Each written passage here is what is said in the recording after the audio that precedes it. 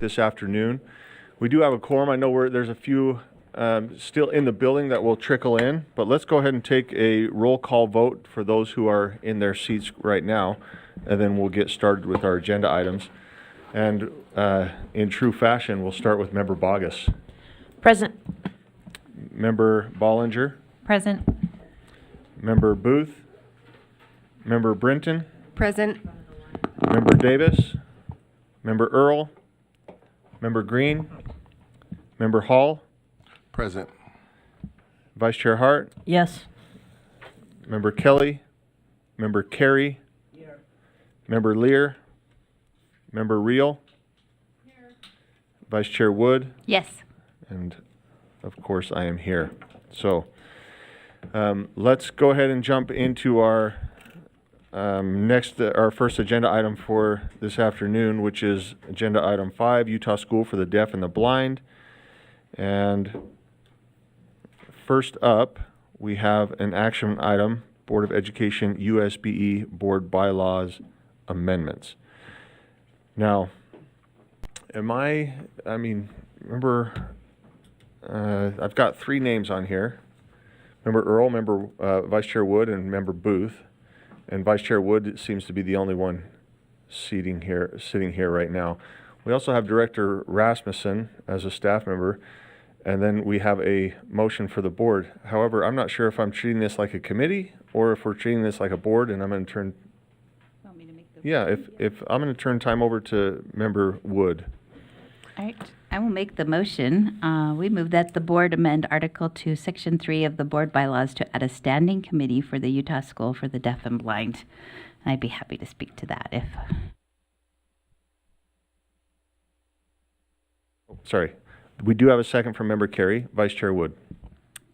So, over the last couple of years, as with my being new on the board, I have been discouraged at the amount of time that we get to spend on our work as the local board, as the Utah School for the Deaf and Blind.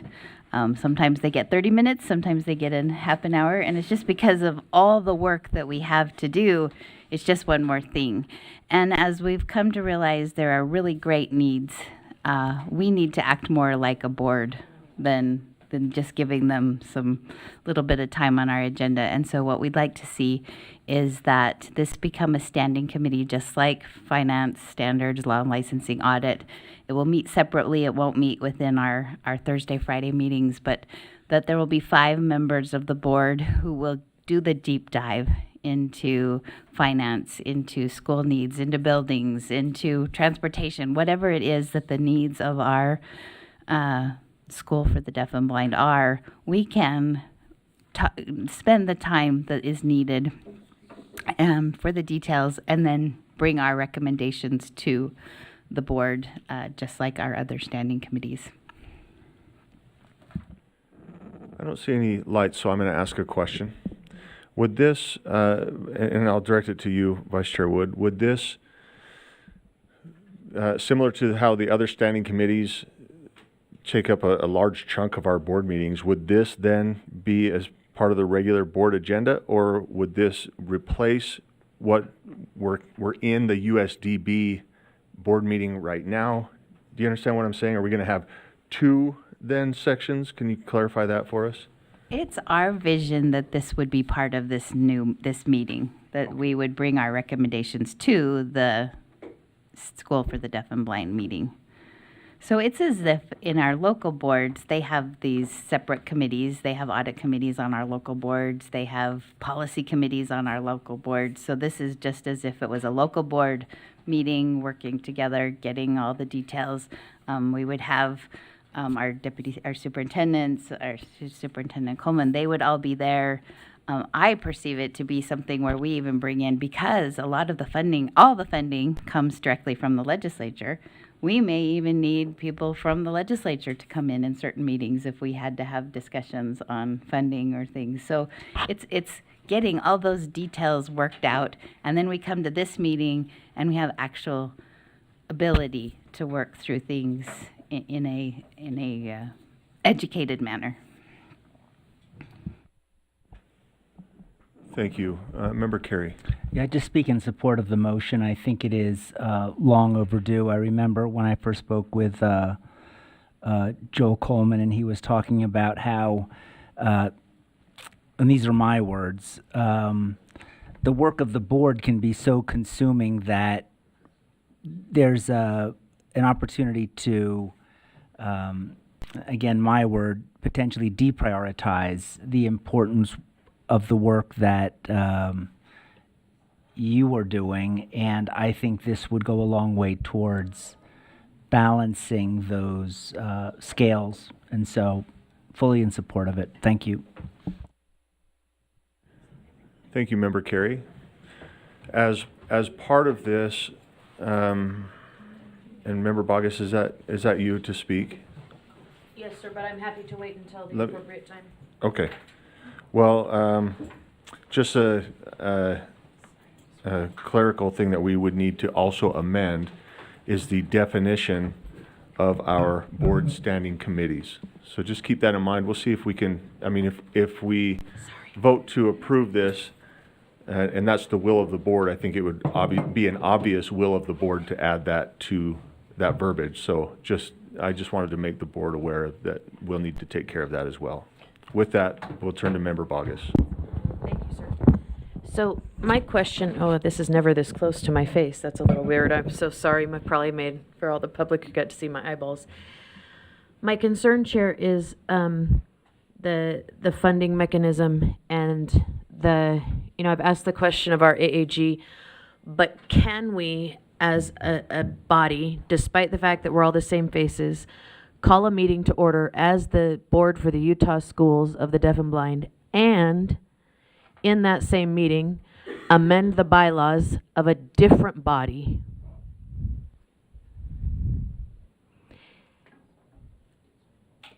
Is that the, I wasn't sure if you were done or you. I am You got finished. ready, you like Because inhaled with one more. we and- are all the okay. same people, but we called to order the board meeting for the Utah Schools for the Deaf and Blind, yet we are attempting to amend the bylaws of the Utah State Board of Education. And I just want to have complete clarity, and then I have a follow-up question. Sure. AAG Buse? I see you as being the same body and you're governed by the same bylaws at both times. You're just addressing different agenda items. So I see you as being the same body addressing different agenda items, and that it would be appropriate for you to do it in this meeting, or you could do it in your full meeting, either place. And as far as funding mechanism, as Member Bogus had mentioned, this would still, similar to our current standing committees, although it's a standing committee for the USDB, it would still come out of USBE funding. Is that correct? As a board, it would still be part of your board funding. Thank you. So I've got would be- yeah, go ahead. Those would be meetings that you've assigned the person to serve in as a board member. So I would think that your compensation would come from for those 5 committee members, would come out of what you did yesterday in your policy on board member compensation. It would be under that same policy. Thank you. I see, we're going to go back to Member Bogus for a follow-up. I see Member Earl, and it looks like Vice Chair Hart is in the queue. So I know I'm probably more concerned about this than anyone else. I won't be unaware of that. But I am concerned about the appearance of impropriety, where the USDB presents a separate budget every month, but then we're paying their committee members out of the state budget. And I know it's a small amount of money, but I just want to make certain that we have somebody, well, there's the man himself, who can, on the public record, say there's not even the appearance of impropriety in what we're doing. Chair? Yeah, Scott, Deputy please. Superintendent of Operations, Scott Jones, there's no impropriety, sir. Does that help answer the question? Yes. Yeah, no, AAG Buse is right. The compensation to thing, we're a part of what's called Department 400. USDB is part of that. So there's no conflict or anything within that. So. Thank you, Then I am Deputy Jones. satisfied, sir. Thank you. Thank you, Member Bogus. Member Earl? Yes, has this been moved and seconded then? Yes, it has. Okay, I apologize, I had to step out and grab something, so, can I speak to it then? Yes. And I don't know what anybody else has already spoken to, but I've worked with USDB. We've had a committee over the last year that's looked at the building plans and had different meetings. And it worked with Leanne and Kristen Norton on this. And over the last several years, to me, there has been a need, and it's not greater oversight. I don't know if that's an accurate statement, but I think it is an avenue or a mechanism for us to have deeper engagement on the critical issues that happen at USDB. And not only does that allow for public engagement on those issues, but it allows for a deeper dive on those. Often our meetings, which are great, but we don't get the deep dive on stuff. And I know through the legislature, they're asking for some of that. This, I think, is a solution to a lot of questions that have been out there, both with buildings, with some of the funding mechanisms. And I think this is one of those opportunities that we have to look at some solutions before the legislature steps in and tries to create their own solution for what they want to have happen. And we've heard this, I've recently heard this just in the last month, that we're looking at a different mechanism for USDB. We're looking at this and that. And it's like, no, what is the issue? If there is an issue, right? That's the question, and kind of a question mark anyways. But if there's concern, let's create a mechanism for that to happen where we can have a more open dialogue and some deeper dives into things. And I think this is a way to do that. So I would encourage you to vote yes, because I am. Thank you. Thank you, Member Earl. Vice Chair Hart.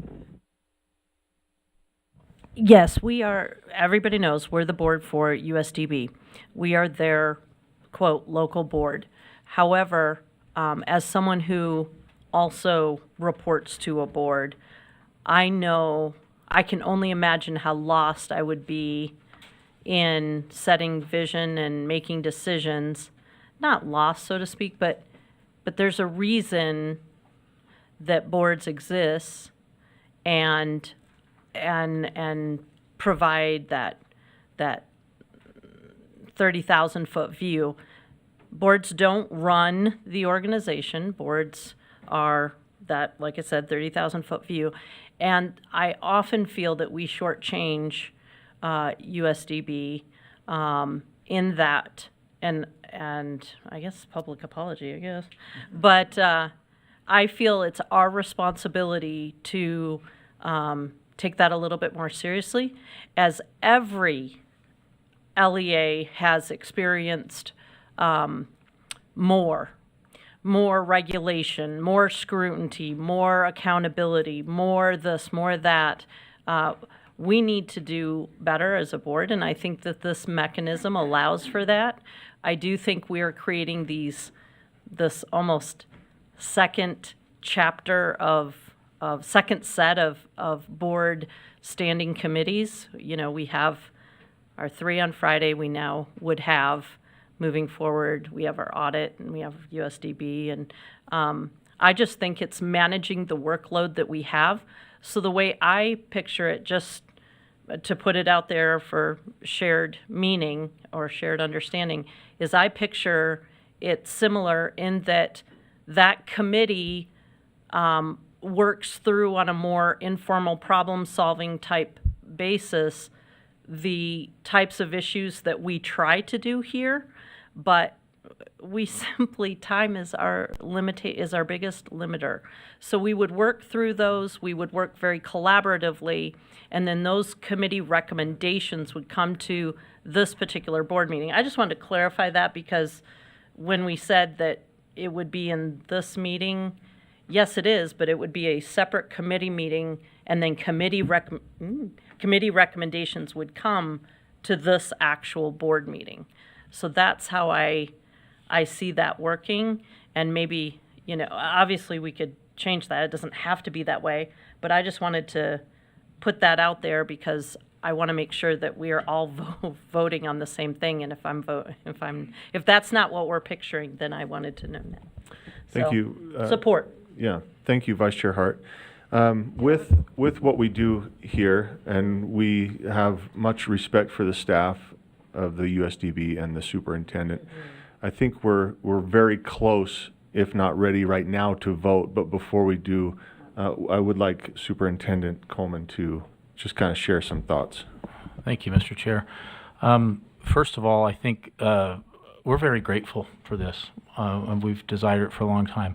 I would like to look you in the eye and tell you we have never felt anything but support from you as a board, and I really, really appreciate that. This is really a logistical thing, and I think it's awesome. Also, this seems to be a very appropriate end to a logical progression that has happened. When I was a board member myself, I didn't even know we were the board for the Utah Schools for the Deaf and Blind for like 10 months until they came in with a challenge, and I leaned over to Mark Openshaw and said, why are they telling us their problems? Why doesn't their board just fix it? And he goes, we are their board.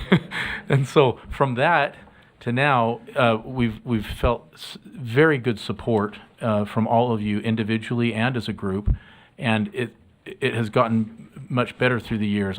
I also understand the demands that you have, and so I just think this is a very logical and a great choice.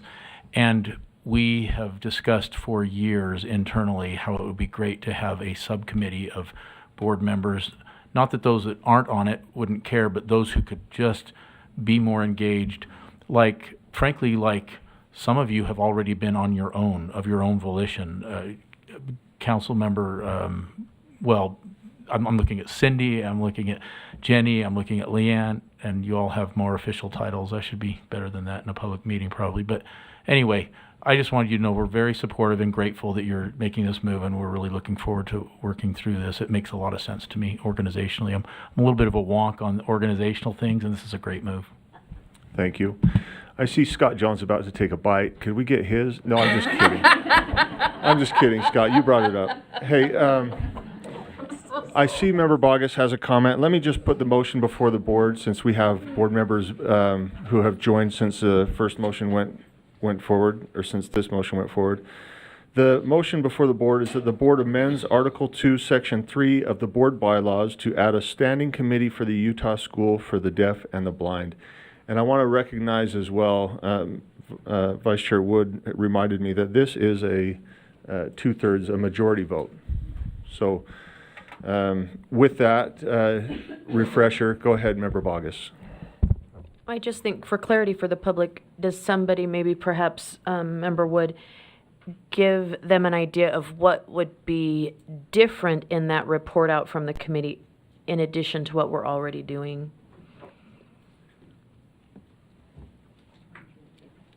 Want me to? Yeah, I could just tell you what the first agenda might even look like.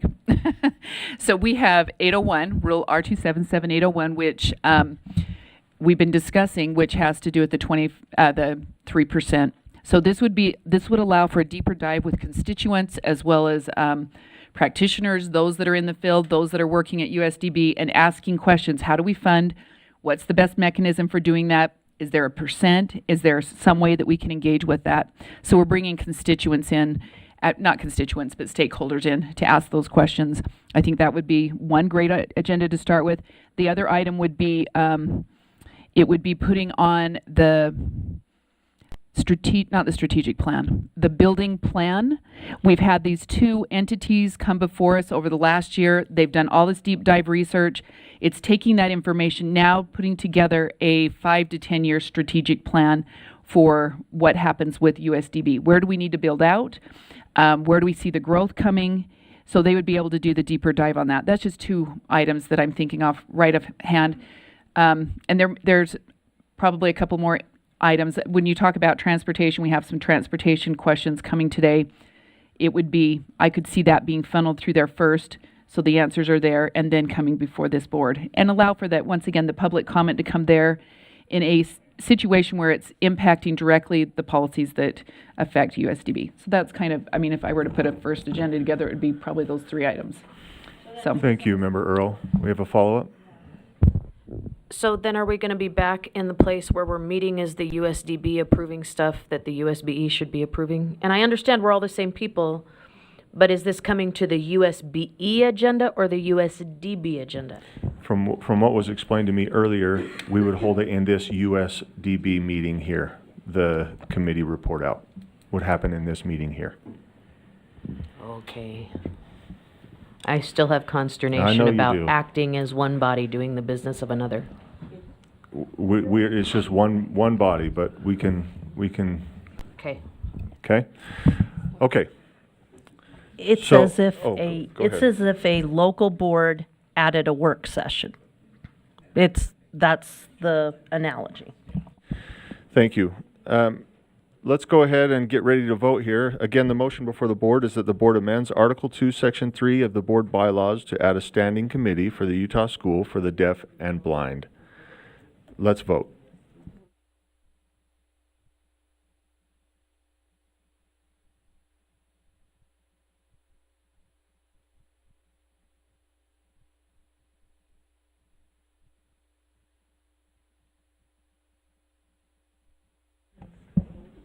And, Member Green, did you vote? Oh.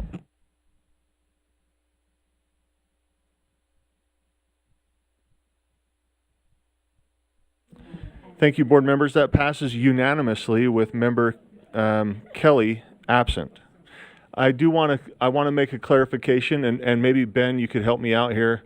I was informed that we don't need to make a motion or anything to change the definition of board standing committees. Can you clarify for So us? that's what Ben Rasmussen, Director of Law and Professional Practices, the vote the board just took was to change the definition of standing committee in the bylaws.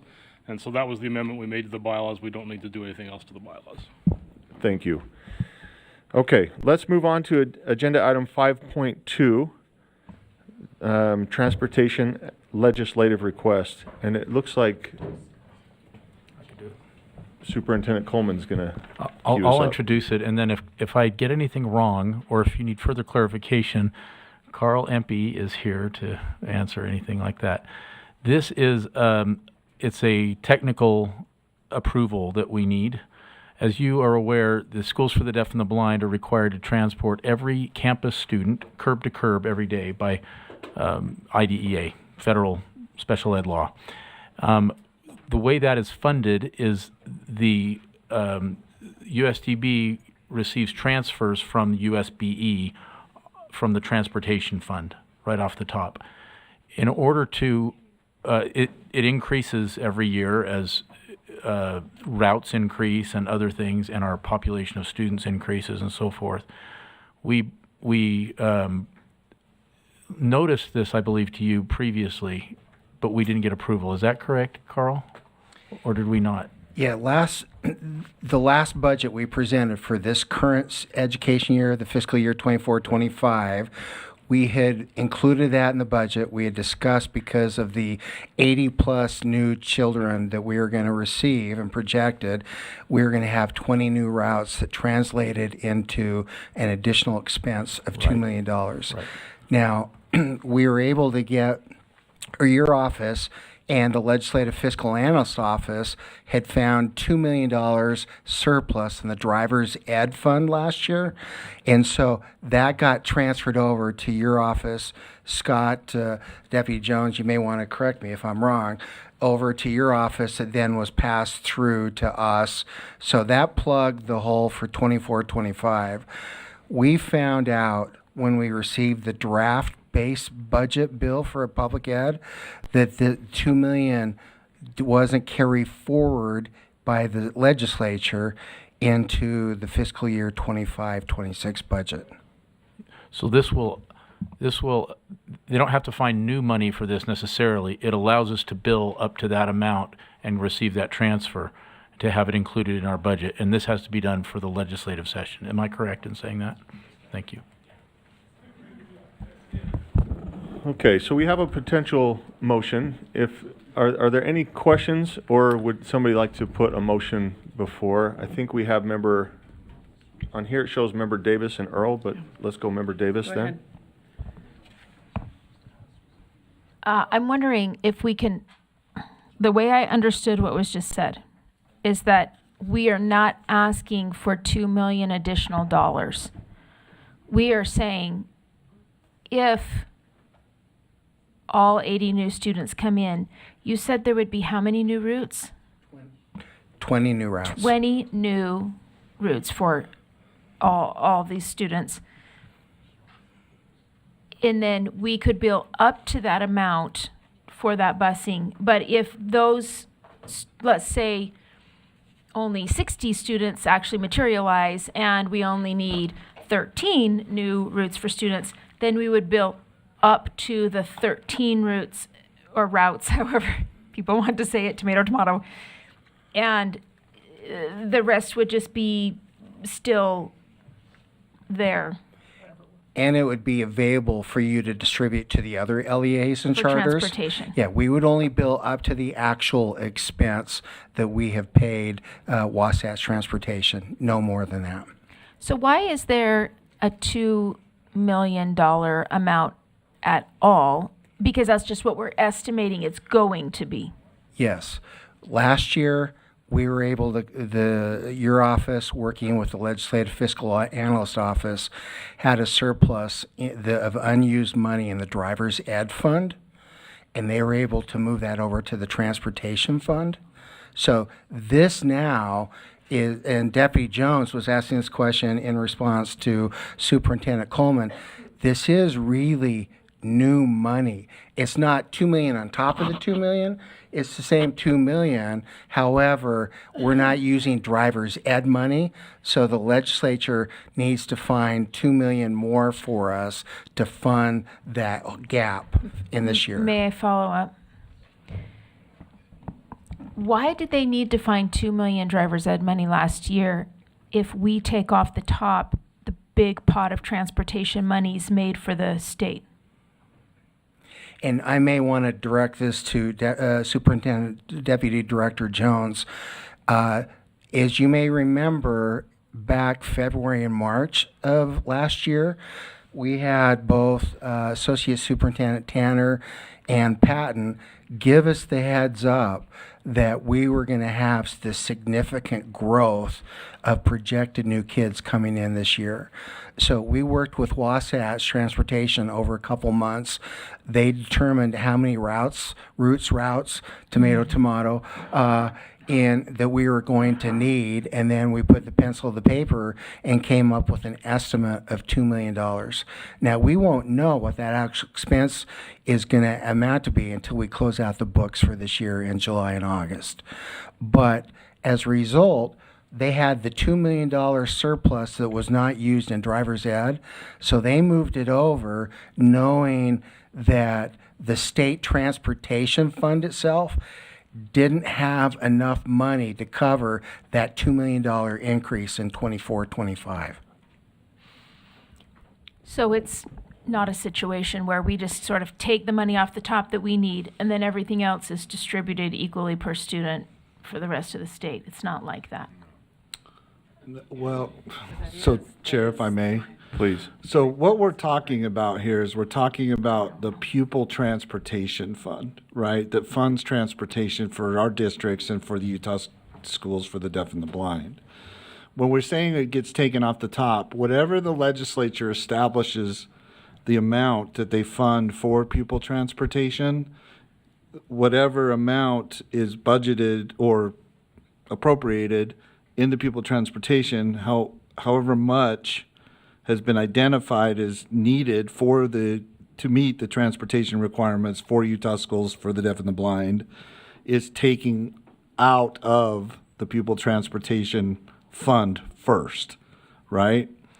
So, well, yes, yeah, by us, and then we distribute the remaining balances to, I think, Chair, what Board Member Davis is saying, to the districts, right, based on all the data and these. Just real quick, Mr. Empey is correct. I mean, for this fiscal year, for this school year, we received the $2 million from the legislature from excess balances in the driver's ed fund. So my understanding is that was basically one-time money for this year. So if you needed, if we needed $2 million and we got it, the source of it though was one-time money. So I think that's what Mr. MP was alluding to with the base budget, is that, well, there has to be another identifiable source, either from one-time sources or to increase the overall pupil transportation appropriation to meet what the amount is that they need to run their transportation operations for school year or fiscal year 26, school year 25-26. That is my understanding of what we're talking about. Does that help clarify things, or Can Thank I you. follow up? I think it just adds more questions. Can I just to- follow Okay, up? So please. say there's 500,000 of the 100,000 students we have that need to have transportation. So Sure. because we need 2 million, if there wasn't extra put in, then why don't they just take what they need, or we take what we need off the top and then have it be $4 less per student across the board? Why does everyone else have to go and say we need this much, or why do we have to go and say we need $2 million? Is every LEA going and saying they need $2 million? Well, so Chair, through you, as it pertains to the districts, or to answer what I understand to be Board Member Davis's question, the difference between USDB and the districts is we use the data on their miles and minutes basically to determine what the next amount should be for them to pay that. Whereas they're a little bit different. It's more about what they've already articulated with if they have growth and they need to add more routes.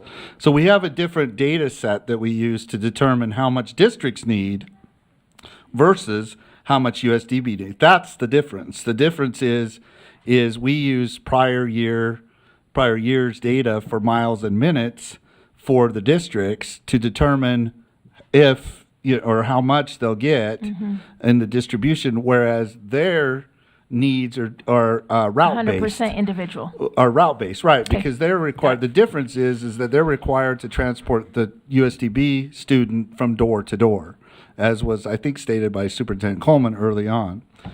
Now, what we're going to have to do together is each December of every year, the USDB submits basically what amounts to SCRAM data, self-contained, and I can't remember what the RAM means.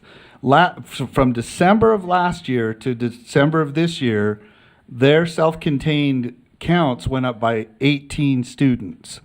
So what the legislature is going to want to see is this justification for where we're saying, well, we're going to add, 80 plus students into our classrooms, because again, transportation is door to door. So you have the classroom side of things and you have the service side of things, right?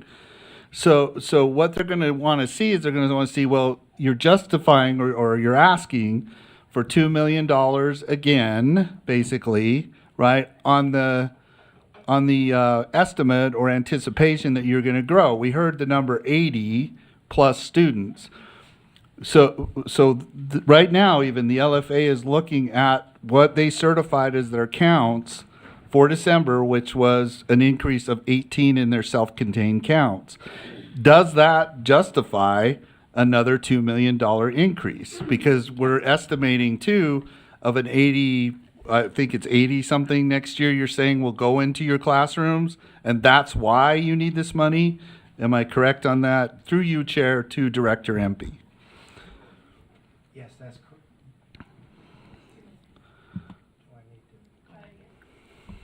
Yes, that's correct. The growth projections that we receive from both associate superintendents, we are going to receive another 80 children.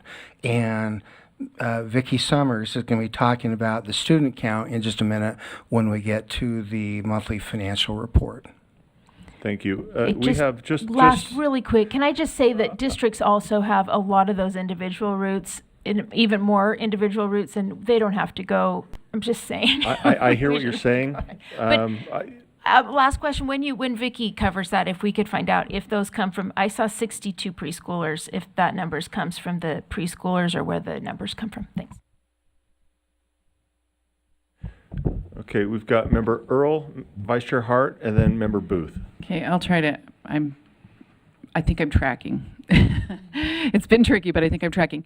So we are actually asking for the projection for next year, but we've supplemented this year's that we needed extra money for based on a surplus in another category.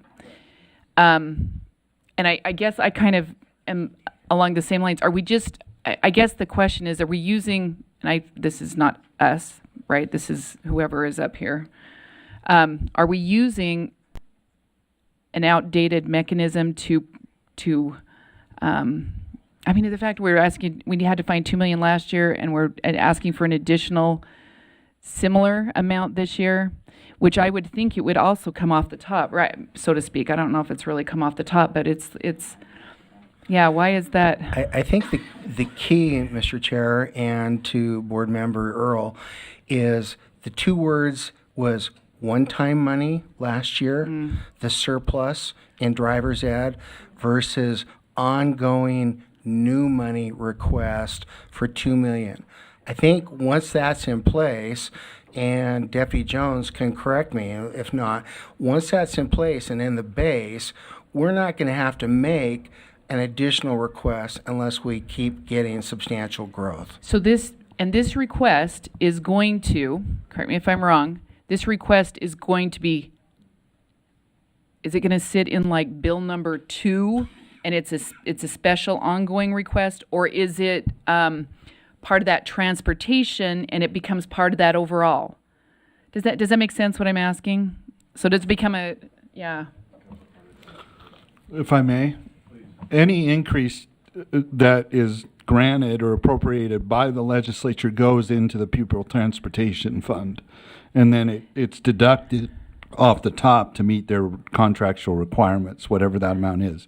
So it might be helpful, Carl, if you tell them exactly how much you need, or how much was the contract this year? Well, the contract, I'd have to look at that, Deputy Jones. It had a 2.5% increase factor plus the $2 million addition. So I think we were estimating roughly around $7 million. I'm just grabbing that out of the air, but it seems like our total transportation budget projection was going to be $7 million.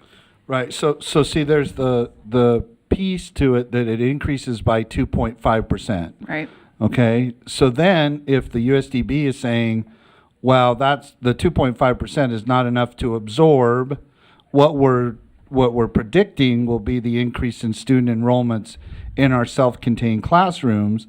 That's what drove the need last session, right, to get an additional $2 million from somewhere above the Okay. 2.5 million. Well, I think we would have preferred an ongoing amount, right? But then, you know, and so my question, so let me just be real specific. My question is it a line item or is it attached to we're asking for a transportation increase that'll be on the overall transportation, but there will be an allocation of the 2 million. It's not a line item that's going to show up and say the intent of this 2 million is to go, right, okay, that's. No, I'm good. it would be an integral part of the pupil transportation. There would not be a separate line item established for that. It would But be it put would be into the. earmarked as this additional Correct. amount needs to be, okay. Yes. I mean, Chair, if I may real quick, you know, I can't speak for the legislature. They could do something different, but that's what we anticipated would plan on accordingly.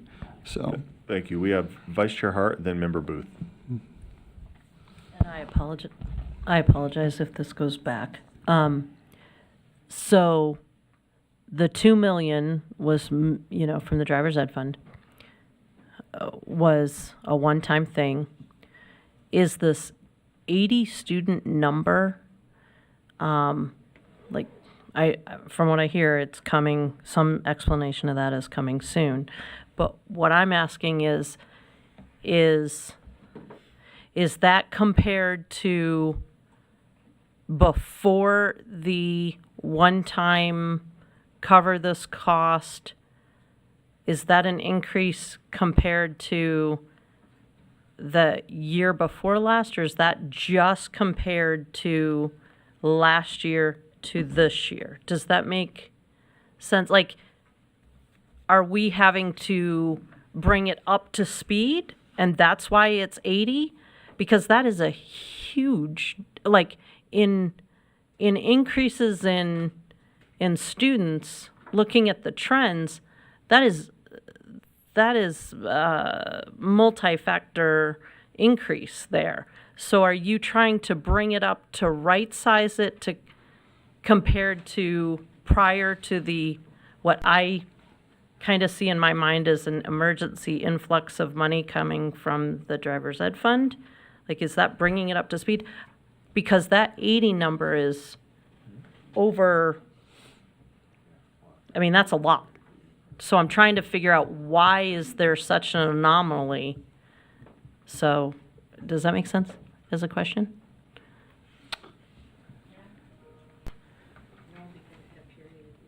Oh, yeah. Okay. There's a lot of reasons Yeah, for it. One is we're doing a dang good job. And so there's lots of people that's hearing about it moving to the state specifically for the purpose of bringing their deaf and blind child to the state of Utah. That's happening. We're identifying them better. We're finding out where they're at. We're providing services that parents really appreciate. I also know that parents do like the intimate setting that we provide and offer for students that are deaf and blind. I've got up on the screen here our new admissions year to date. So we said 80 right now. This is what's been admitted as brand new, 51. A lot of them come between the Christmas break because of IDEA. We do a natural break. So the children that are in preschool come in at a natural break. They may come in over a spring break, a summer break, or a winter break. And so we have a lot that show up after that. But so there's 51. If you want to look at withdrawals, you'll see that we have students that leave as well for whatever reason. We've had 10. So we're already at 41, about mid through the year. And so that is where we come to. We also are in a wonderful seat in that we also have a responsibility to serve the children in birth 3. So we know about the kids that are coming. It's a really great crystal ball for us to say, we don't know exactly which kids are going to choose to come to USDB, which ones are going to choose their district program or homeschool or charter school. We don't know that. We know these kids, and it's likely because of their needs and the patterns we've seen in the past that these children would come. Hence, we got to around 80. So did you lose 18 students last year? Was that you were I'd have down? to look at we lose students every year, whether they move. Well, I mean, just overall gross, like. So, oh, graduation? No, gross overall, like. I could look that up for you. Take me a minute. And I just want to point out that that's Power School, isn't it? Yes, it is. So that's one of the SISs, and that's the data they provide. Yeah. Anyway. It's okay. awesome program. Yeah, it is. Deputy Jones? So we were asked by board members to provide, and so this comes from their report on their enrollments in their self-contained classrooms. So this December, as part of the SCRAM data, the self-contained data, they reported 202 students, which is an increase of 18 students from last December.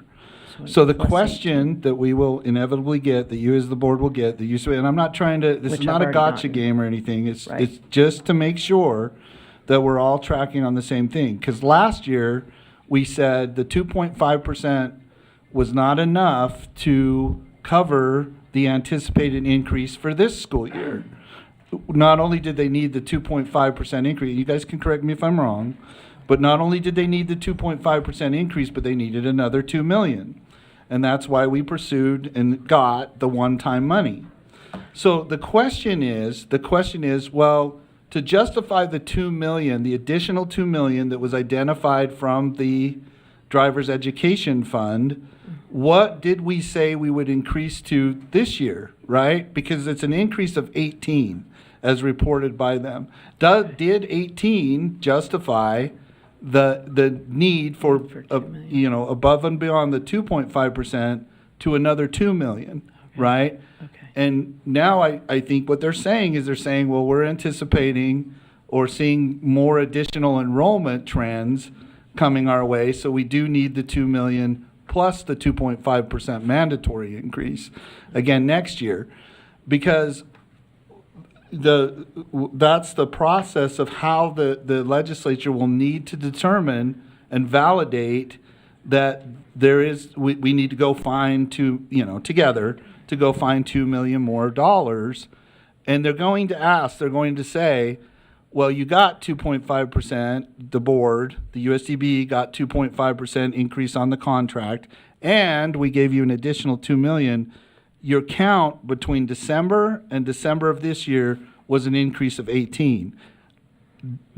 Does that not sufficiently cover what you have? But if you say that by the beginning of next school year, you're going to have 80, or by December of next school year, you're going to have 80 more, I think that would be the justification. That's the question that's out there. My problem is that if we needed 2 million for 18, but now we have 80, that's a proportional equation. Right. And it doesn't,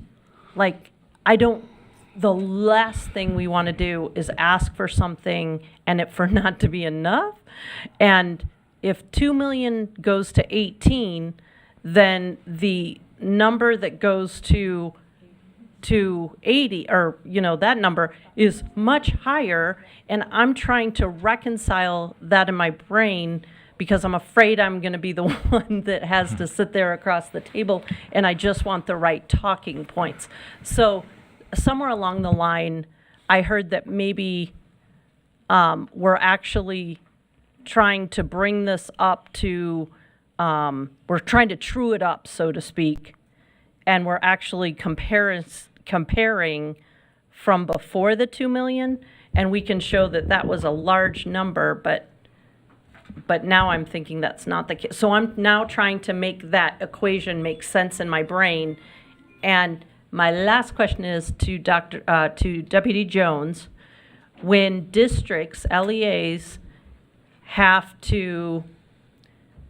do they have to wait until December count or whatever when they need additional transport? How does a traditional LEA true up when they have more students show up than what they were expecting?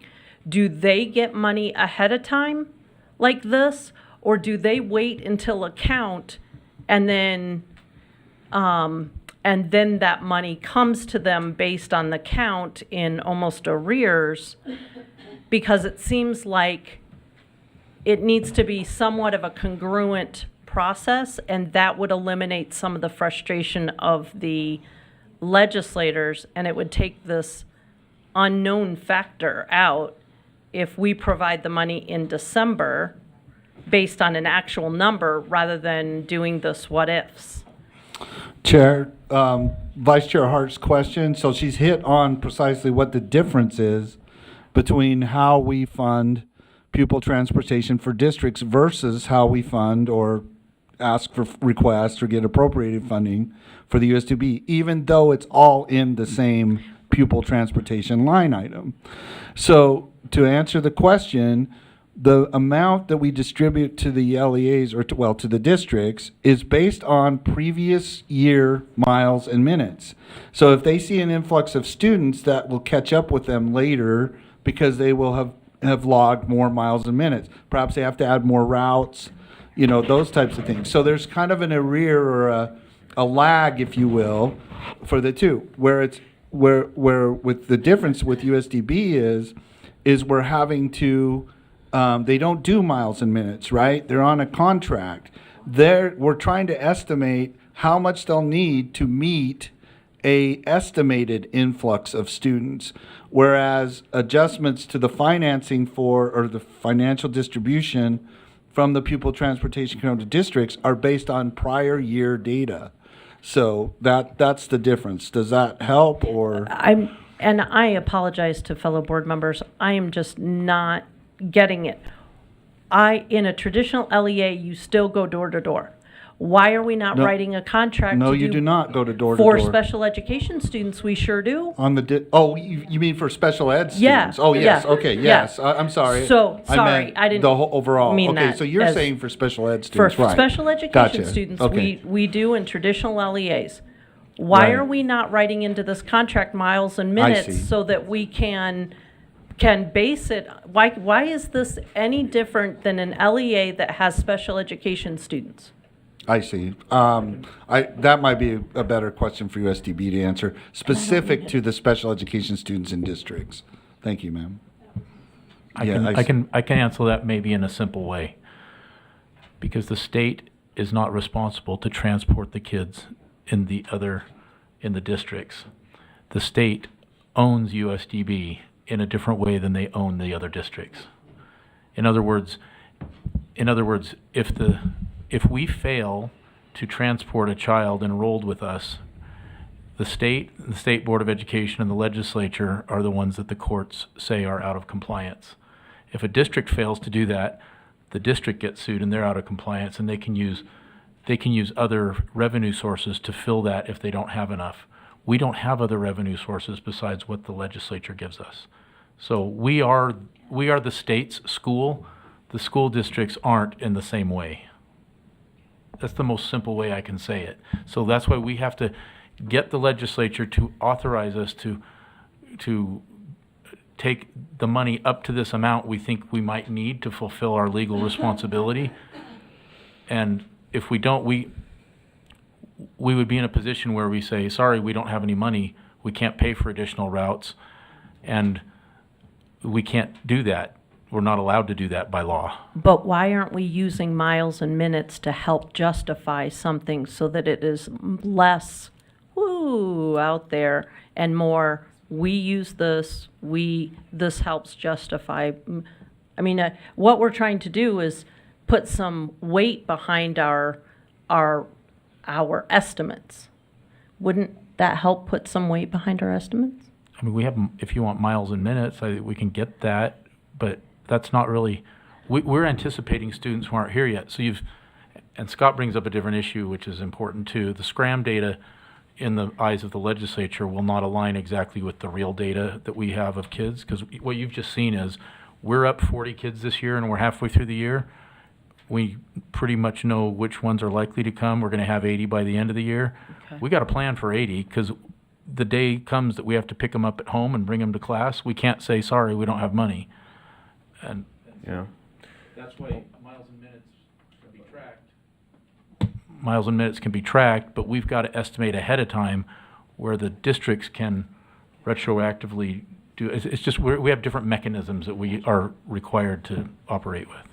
I'm just going to make a simple observation. We've had 3 board members with 1 or 2 questions. After a response, they've come away with 4 to 5 questions. I've got 4 more questions of board members. No, I'm not saying sorry. I'm wondering if we're ready to move on this, or if we need to take and table this and say, you know what, there's obviously some questions that need to be answered. So we can continue to spend time on this. I don't have a problem with it. But if we're anticipating, we're going to finish this agenda item at about, I would guess, 2:40.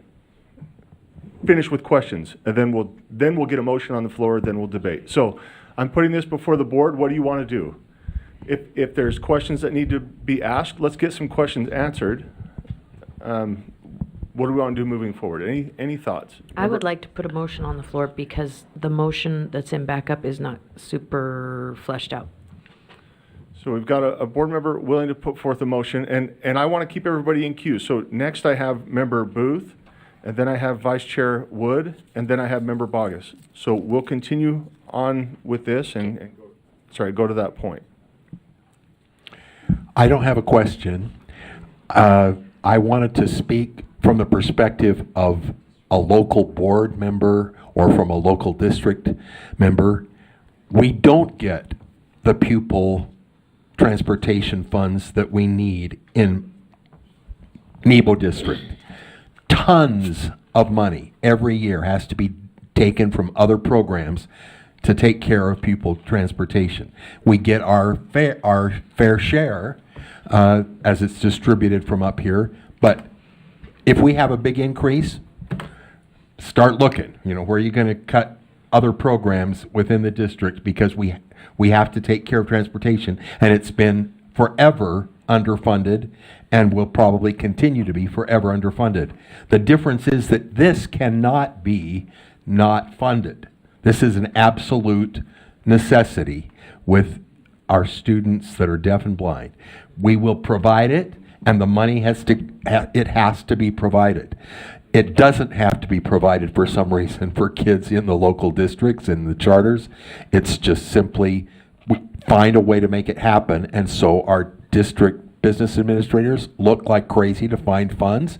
The reason, I understand miles and miles and minutes or whatever you call that, but that's not helpful here because yes, you could use that, I guess, based on what we did last year. We'll need at least this much.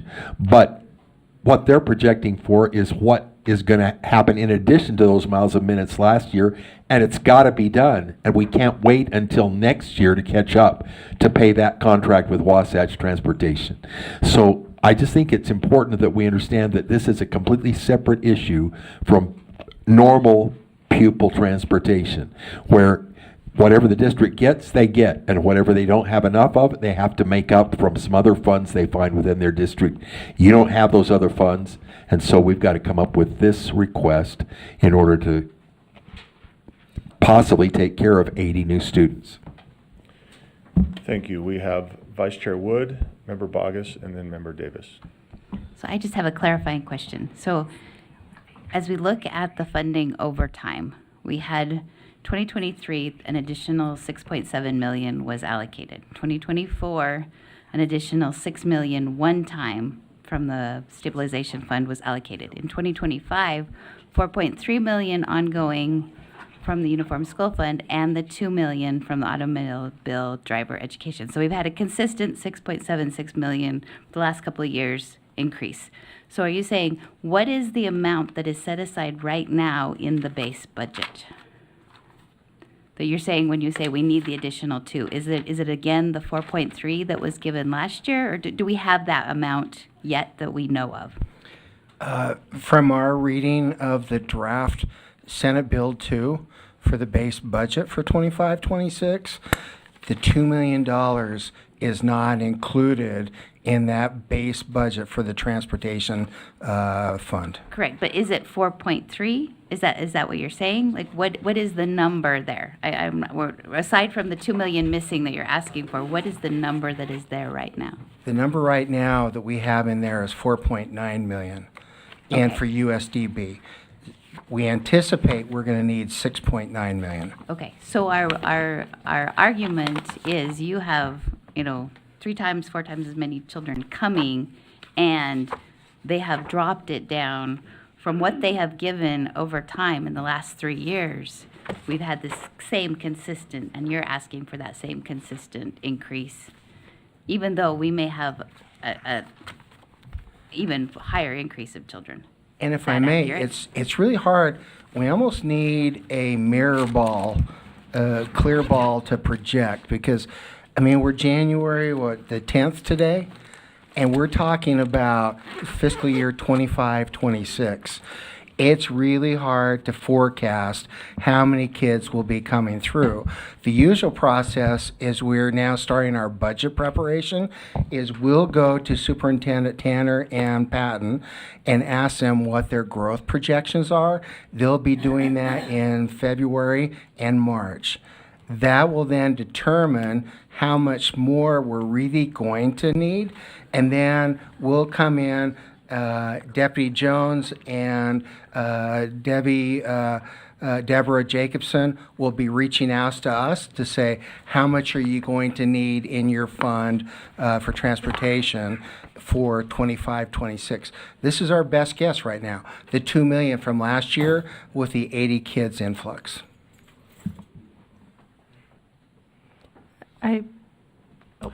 We are at Member Bogus and then Member Davis. Thank you, sir. I move that the board ratify the legislative funding request in the amount of $2 million needed for Wasatch Transportation due to additional growth that requires more routes. Can we get that motion on the screen? And I changed the language because what we're doing is actually different than what the language says. Oh, no.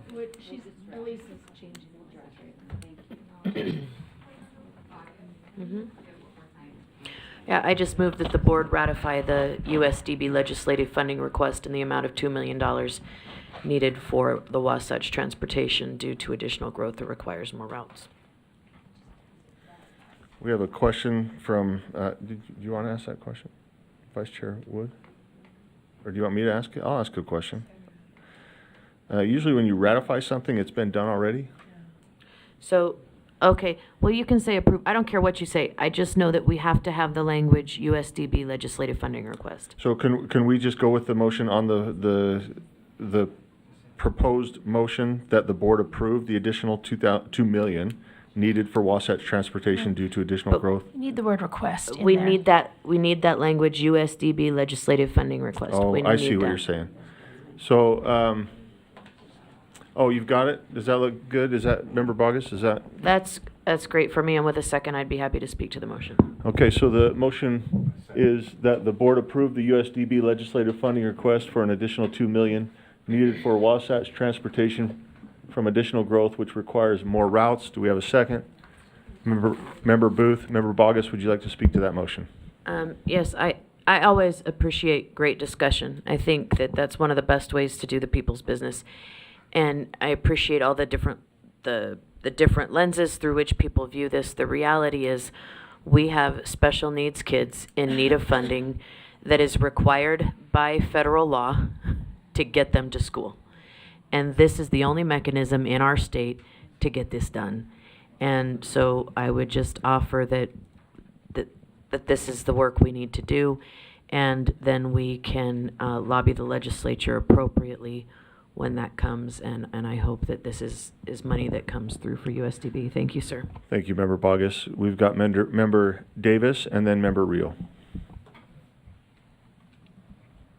So, yeah, I appreciate the needs, but I also hear some folks that hold the purse strings on the Hill ringing in my ear saying, well, how do you prove, how can you prove that you need this many FTE, and this for transportation, and this for this? And so, to Member Hart's question, I'm wondering if the 41 that have applied, that have already definitely applied, do we have addresses for those people? And do we know which campuses they would be attending?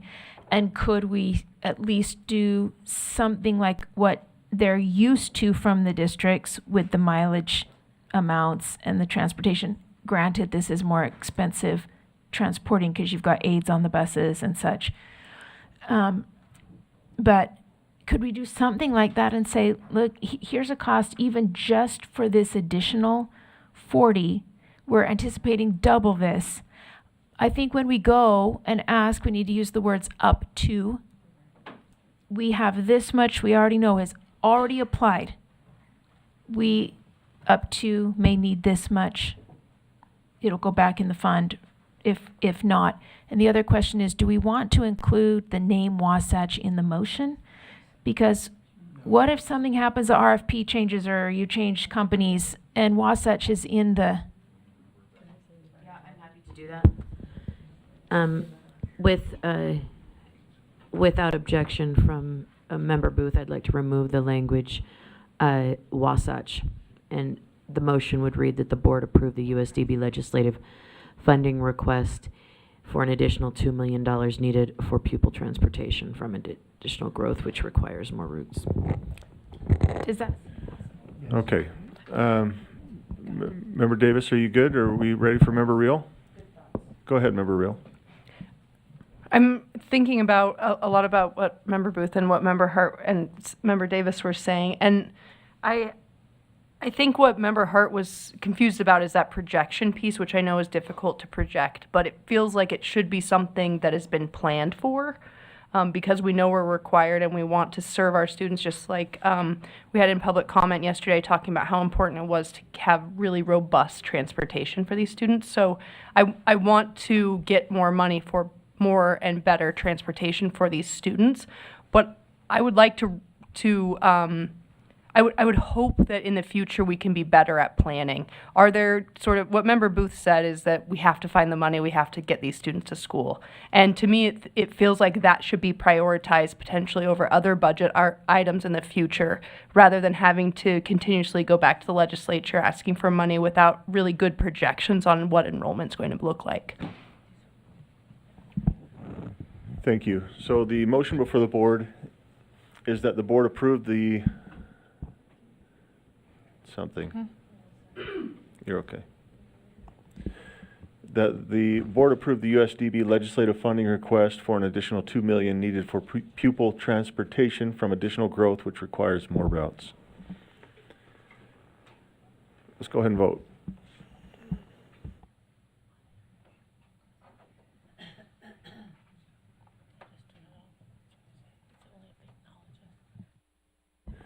That passes unanimously with Member Kelly and Member Hart absent.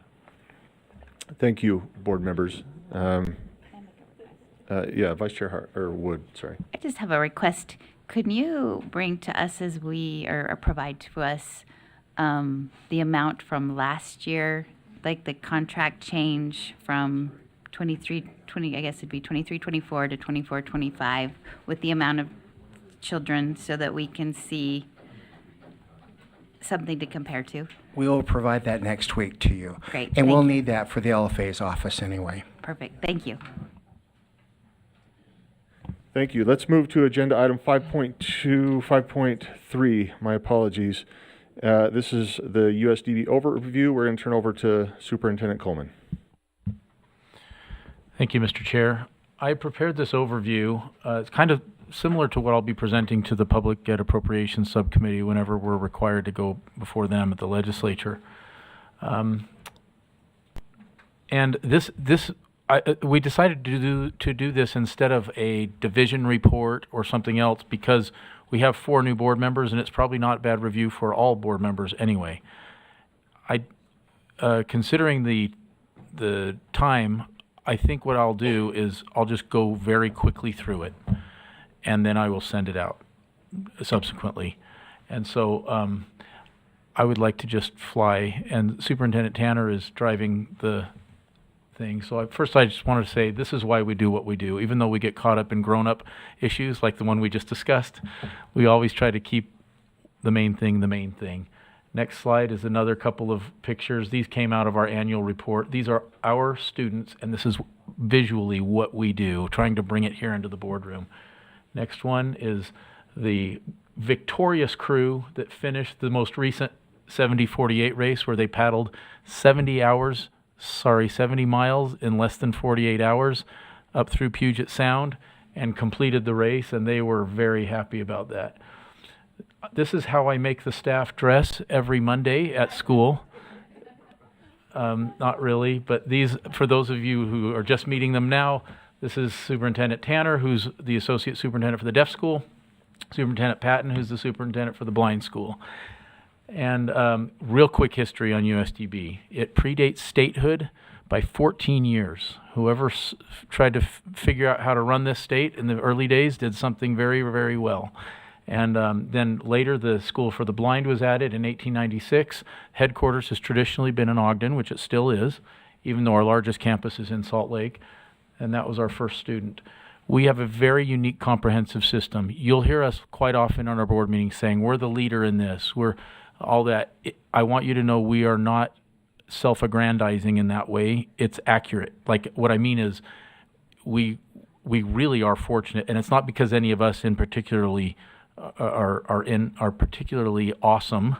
It's because of the groundwork that's been laid long before we worked here. And so we aren't shy about bragging about some things. I do not know why we are so much better in many ways but we have other states coming constantly to say, how do you do this? How does this system work? How did you this or that? And can you help coach us? And so we think that's something Utah should really be proud of. In law, we are called a public school agency, and as you've just seen, that gives us all the blessings of being a public school LEA and also a state agency. So we have all the compliances of both.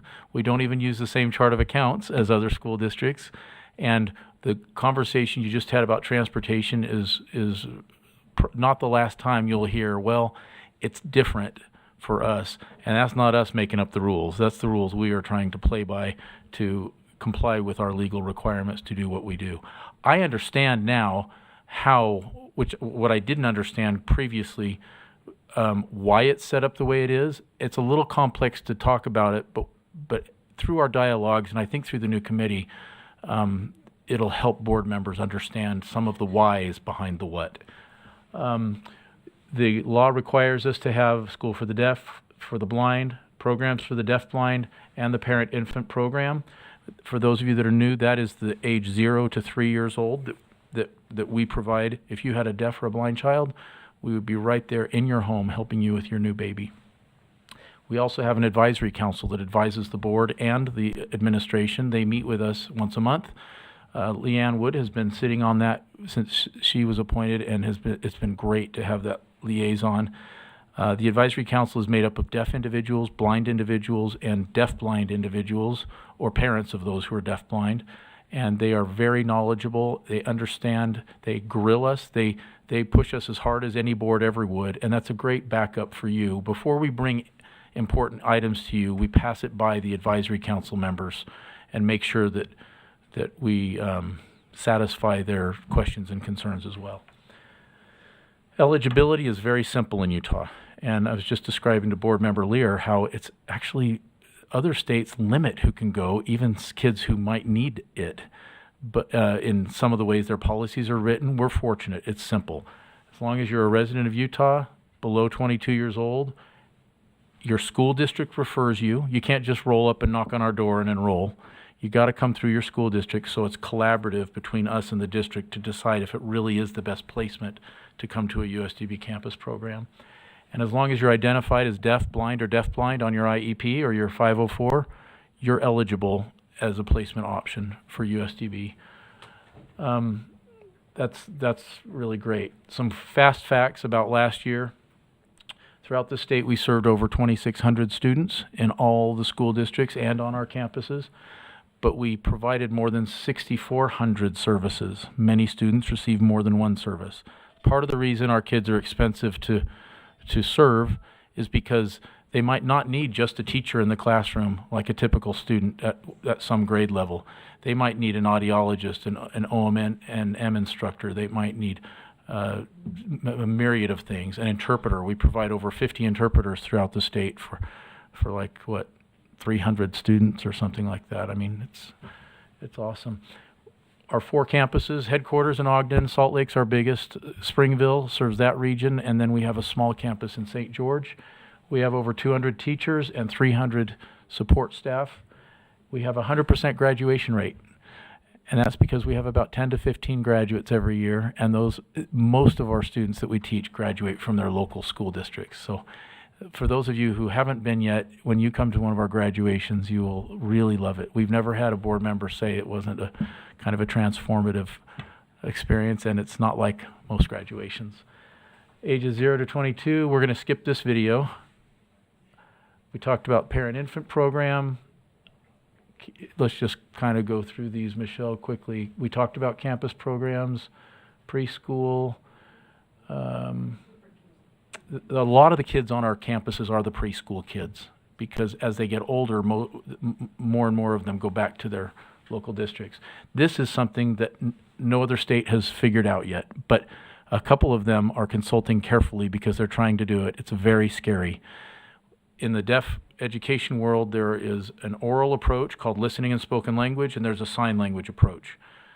Hearing educators for many years have believed that it was better not to let deaf kids use sign language because it would prevent them from learning speech and other things. The research does not show that, but those traditions die very hard.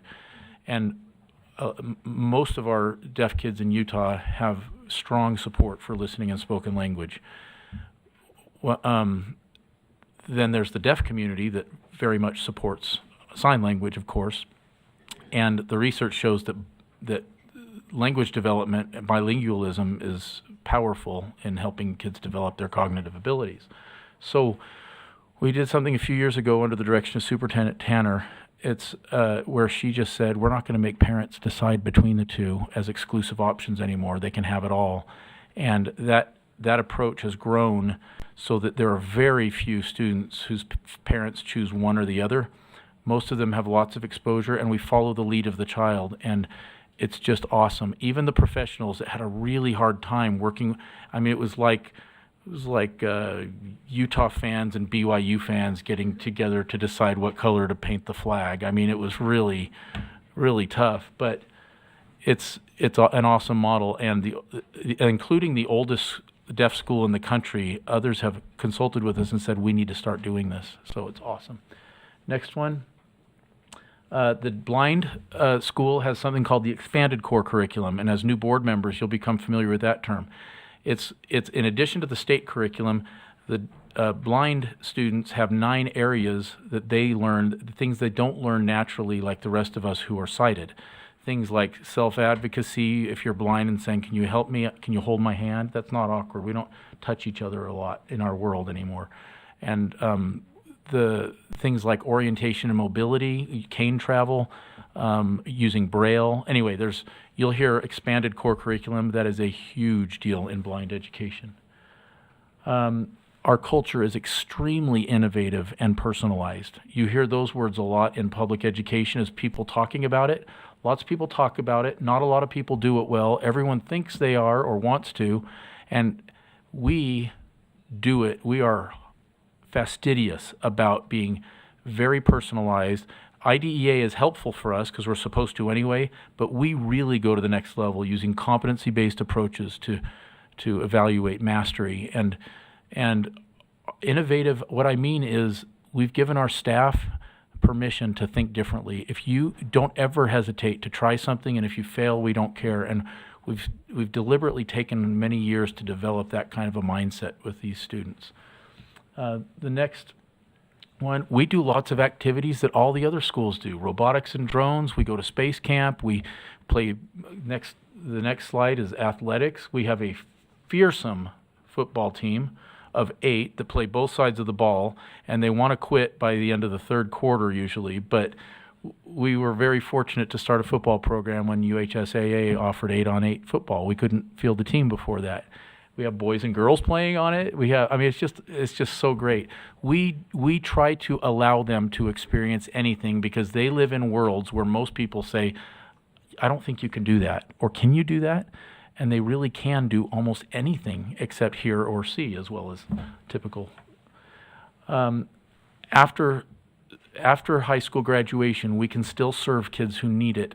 We have cottages on our Ogden campus where kids can live during the week as they learn independent living skills. We have job coaches for them.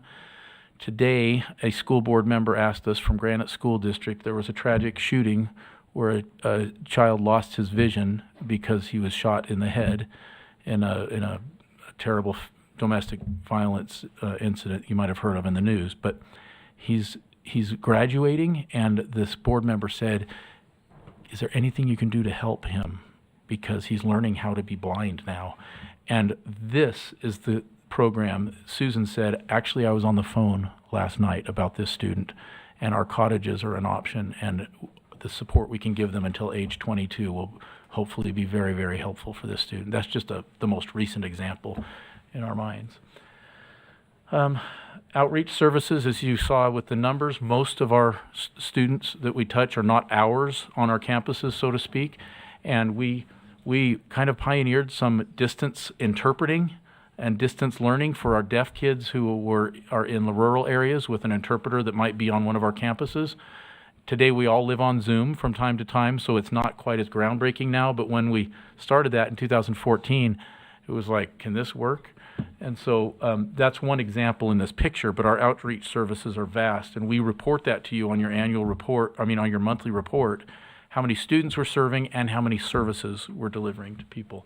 Our most used outreach service is audiology services. We have doctorate level audiologists, and we even have an RV, a big van with an audiology booth that we drive around, 2 now, that we drive around southern Utah to the Indian reservation, the Navajo reservation, American Indian is what they're called now. Anyway, we go to them for those that can't get to a city with an audiologist booth or a capable audiologist. Our enrichment programs you will hear a lot about. We get $1 million a year through a land grant that was set up just for the deaf and blind kids. That's separate from the school land trust that you hear more about from day to day. This money cannot be used. It is literally in trust for deaf and blind kids. It can't be used for operations and regular schooling. It's intended by state law and by board policy to be used to enrich the lives of students and their families so that they can have equal access to the kinds of learning experiences that their non-disabled peers would have. We do amazing things with them, and this is the fun stuff. It's most of the stuff we put out in our Friday letter that you'll start receiving, and it's things like this picture was a 70-48 race where the deaf and the blind kids built these boats you see with stuff from Home Depot and made that trek overnight over 2 days. It was amazing, and they've done it several years since. The next picture you will see here is just an example of one trip we took seniors to Peru. They got to learn and firsthand learn how to barter and exchange in their markets, and how they hiked Machu Picchu, and they had a hospital trip.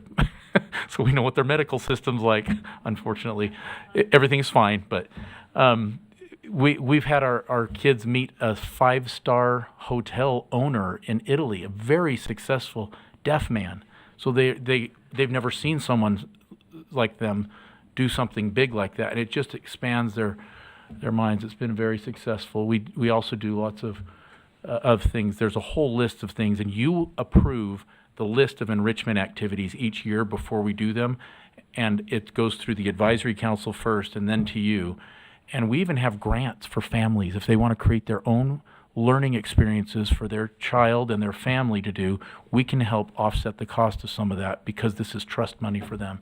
It's really neat. These are numbers you've already seen, so we're going to go through the next couple slides. You can review them if you want when I send them out.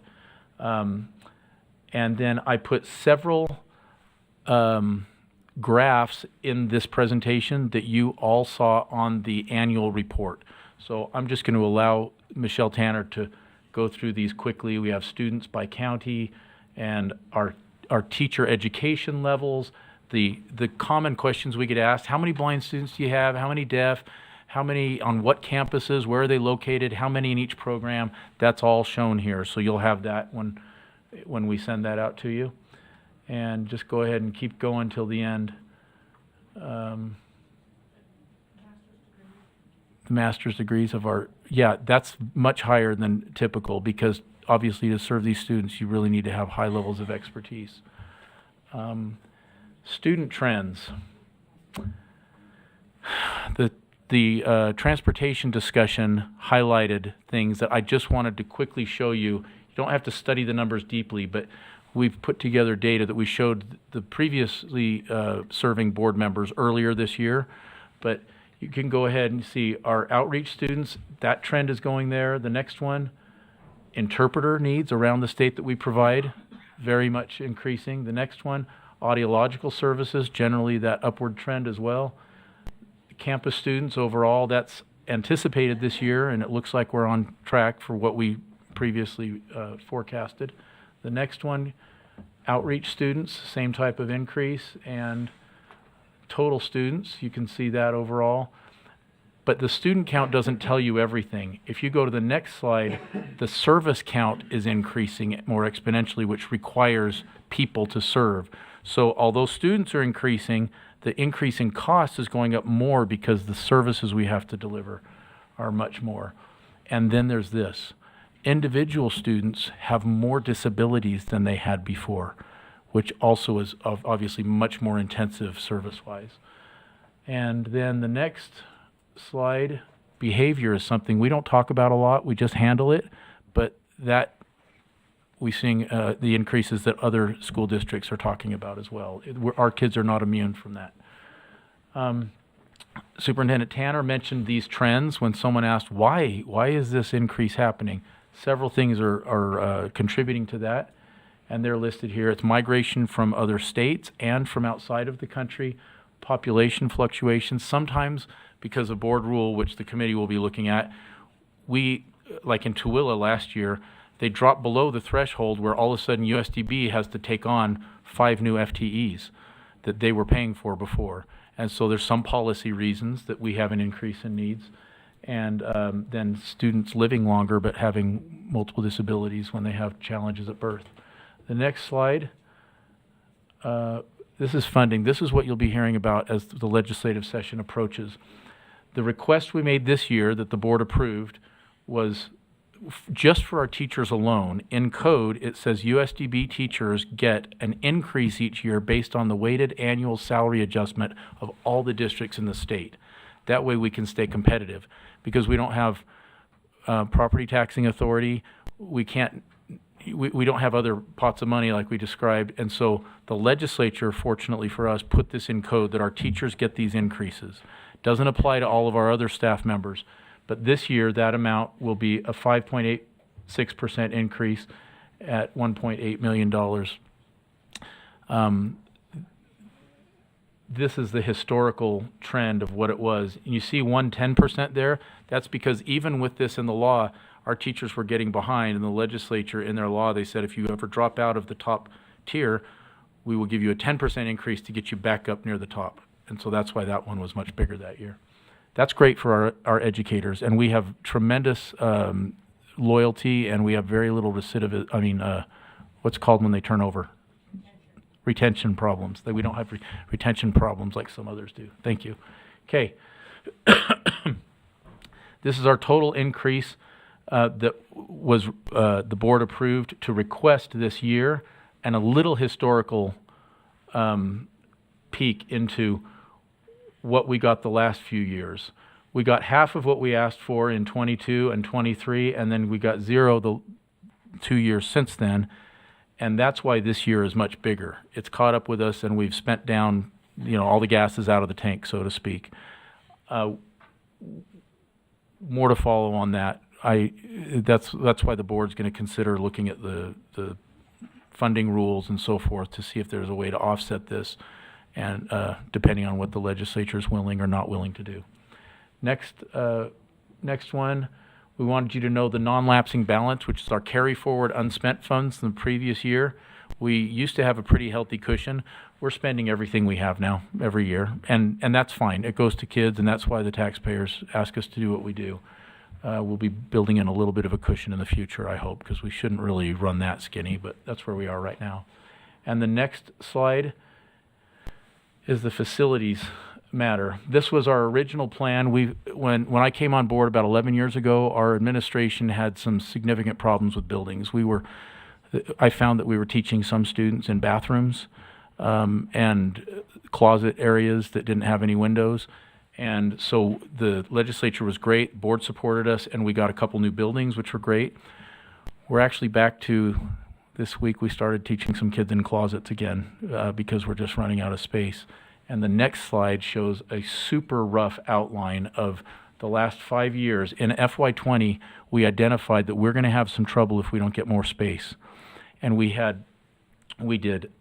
purchased a piece of land. The legislature gave us for an expansion of our Salt Lake campus to build on. It hasn't happened yet because, as you can see through the years, they appropriated $30 million and held it. We still haven't been able to access that money because they wanted some more studies to verify our growth. The way Superintendent Jones was talking about, we're saying, well, they're going to ask, if you have this many kids, why do you need this much more money or space? Well, so we did our own internal study. The board approved a statewide plan. That wasn't satisfactory. The legislature asked their own legislative auditor general to conduct a space study on us, and they did. And they concurred, saying, yes, they need the space. And after that, the legislature asked the Division of Facilities and Construction Management if they would assemble a team across the country of experts to come in and study. And that was called HOK. And those HOK went to town and spent about 6 months with us, pulling everything apart again, putting it back together, and their study confirmed that yes, not only does USDB need what they asked for, they probably didn't ask for enough if you really want to be prepared for the next 15 to 20 years as a state. They need even more than that. At the same time, they contracted with another group called the Dickinsons, who came and did a simultaneous study about with some of the overlay of the master plan from HOK, but with additional research and verification of the facts driving this, and they concurred very strongly. Yes, this needs to happen. So about 2 months ago, the governor's office and the legislature got together, the LFAs, and said to DFCM, 6 weeks we're going to have an EAC meeting, and we want a plan for the Salt Lake campus of a phased build out over the next little while. And they re-engaged HOK for a second study. I think they've spent about $1 million now on these studies. And they said they prepared a plan, and then EAC did not put it on the agenda. And so that's kind of where we are right now going into this legislative session. It's 5 years since we started saying this is going to be a serious problem if we don't get on top of it. And that's kind of what we're working with now. So I wanted to just give you that little insight so that will be guiding a lot of our discussions with the new committee. And Mr. Chair, there's another slide with some resources on it if you want to look at our portraits of a graduate and our strategic plans that the board has asked us to do. And that's my really quick slideshow. That was great. A lot of information. Member, it looks like we have Member Bogus. So, and this, seriously, just ding. So, for clarity, your strategic plan could also then go through this committee Oh, yeah. as Oh, a yes. part of that ongoing okay, I'm seeing this Yes. all the way. Thank you. Yes. That's Thank why you. we're excited. Member Green. Could you go back one slide, please? And I was just wondering, so the EAC does not review or didn't review? Or They have not reviewed it. Do we know why? They required it, but then they didn't put it on their agenda. So and I've been in contact with DFCM. They said we haven't heard anything more. So we don't really know. Do you think all the reasons. do you anticipate hearing a review? or I would hope so. I think this is where the board is really instrumental in working directly with the legislature. And so having more board members involved is, I think, going to be helpful. And we don't know what we don't know. We just kind of get acted upon. And so as elected officials, you probably have more ability to lead USDB when it comes to working with our partners on the Hill. Does anybody have access to that report? Oh, we have, From- yeah. We can send you the reports. We have the reports. Yeah, from EAC. Or, Yes. I'm sorry. Yes. The one that was, well, the documents that we're going to be reported on in that meeting, we have the documents and they're available. So I'll share that out with you. Okay. Thank you, Superintendent. Let's move on to our next agenda item, 5.4. This is our information for the FY25 monthly budget update as of November 30th, 2024. Please. Yes, good afternoon. Thank you, Mr. Chair, and good afternoon, Madam Vice Chairs and board members. I'm happy to give you USDB's financial report today. For the first 5 periods of this year, period ending November 30th, USDB does continue to be financially solvent.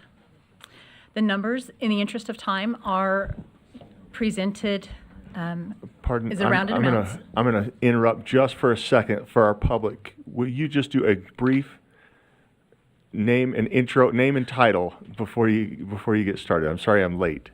Yes, I apologize. Thank you. My name is Vicki Summers. I am the financial manager for Utah Schools for the Deaf and the Blind. And again, I'm presenting the USDB's financial report for the 5 periods ending November the 30th. For these first 5 periods, USDB is financially solvent. We have $21.4 million in revenues and $23.6 million in expenditures.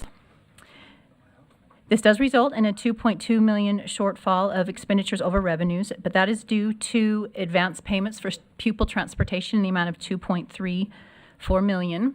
We have, on December the 2nd, we did receive the funds transportation from your office in the amount of $4.14 million. So in our December financial reports, you will see that that deficit has been resolved. So. Moving on, along the lines of earlier discussions, we are reporting that USDB's services our demand for our services have increased. On our campus students, we are at a population of 375. In these first 5 months, that is an increase of 24 students, or a 6.8% increase in just our campus students. Students receiving services statewide have also gone up. We are providing services to 2,270 students statewide. For these first 5 months, that is an increase of 215 students, or 10.5% increase in these first 5 months. So our total services provided to our students, 4,425. We do report 3 fund balances to you each time. Our enrichment fund for these first 5 months, our balance is 1.1 million. Our donated funds are 285,000, and our education foundation fund is at 1.2 million. The next 2 pages in your packet are our budget status report, and this provides the detail for the rounded numbers that I've just presented to you. And then the final page in the packet is the 2025 enrichment fund projects. These are the projects that allow us to do all these wonderful experiences for our students. For the 1.4 million that was approved by the board, we have spent 252,000, and we have a 1.1 million remaining for our projects for the remainder of this year. That is the financial report for the first 5 months, ending November the 30th. Does anyone have any questions for me? No, I think that was great. Okay. Okay. Thank you. Thank you very Thank much. Director Empey, do you have any additional comments? I do. I just, for the new board members and for you existing board members, we just want to offer a financing, USDB Financing 101. We'll even do a PhD course if you want, in order to give you a highlight to make you feel comfortable when you see these reports. I think we could do a lot in an hour or so, and we'll just, let you guys decide what you want to do. We can come to you, or you can come up to our campus in Salt Lake on 33rd South, and we can do it there. Thank you.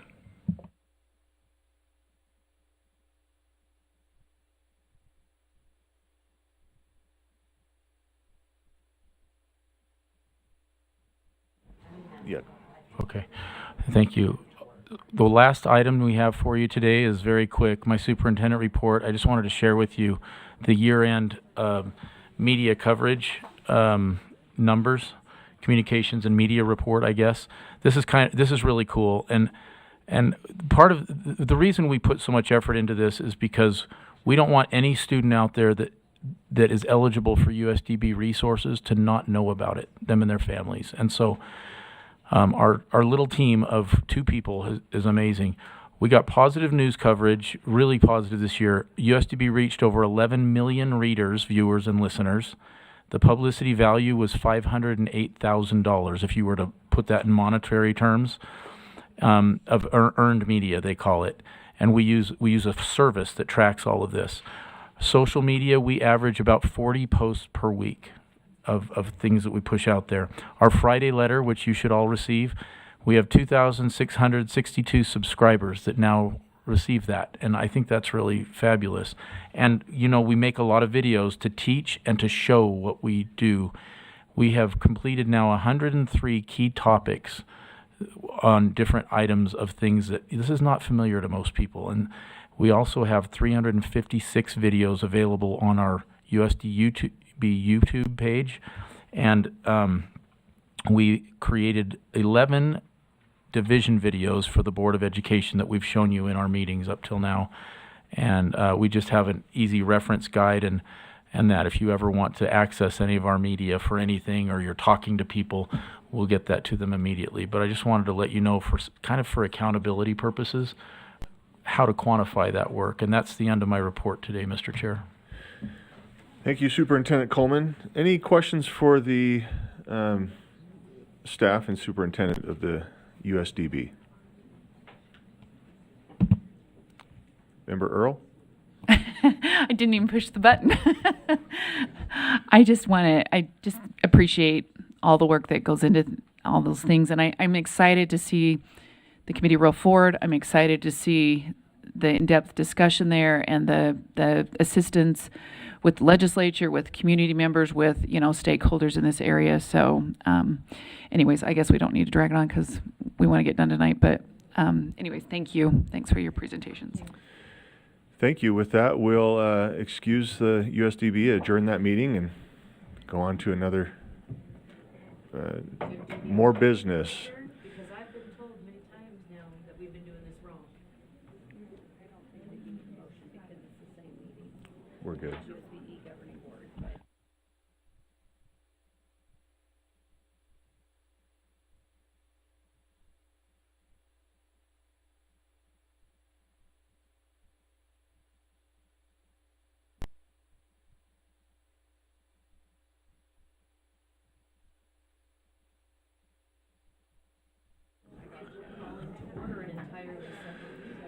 Board members, I would suggest that we move to agenda item 7. I know we have a study session scheduled from 2 to 3, and then from 3 to 4 we have remaining agenda items from yesterday's meeting. I would propose that we tackle those agenda items from yesterday's meeting. Is there any opposition to that? Sir, I have no opposition, but I think the group would like to take a restroom break. The body language suggests that. Of course. Let's take 5 minutes. Seems how there's half the audience already.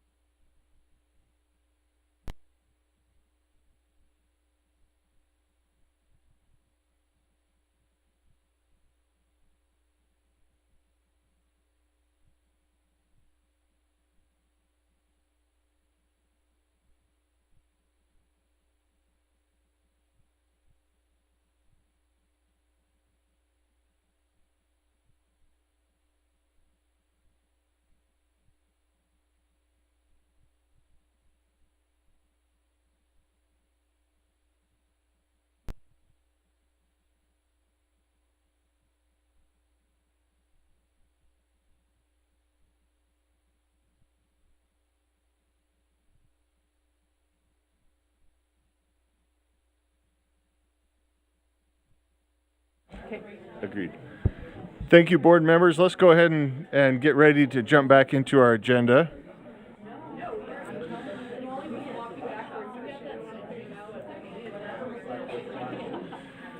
Yeah, so how many do we have here? 2, 4, 6, 8. We've got a quorum in here.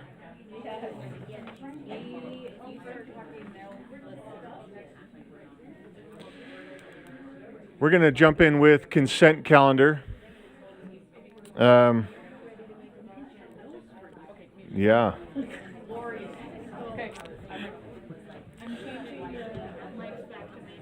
Okay, thank you. So we're going to go ahead and go to our agenda item 7, unfinished board business. And we're going to start with our general consent calendar. So I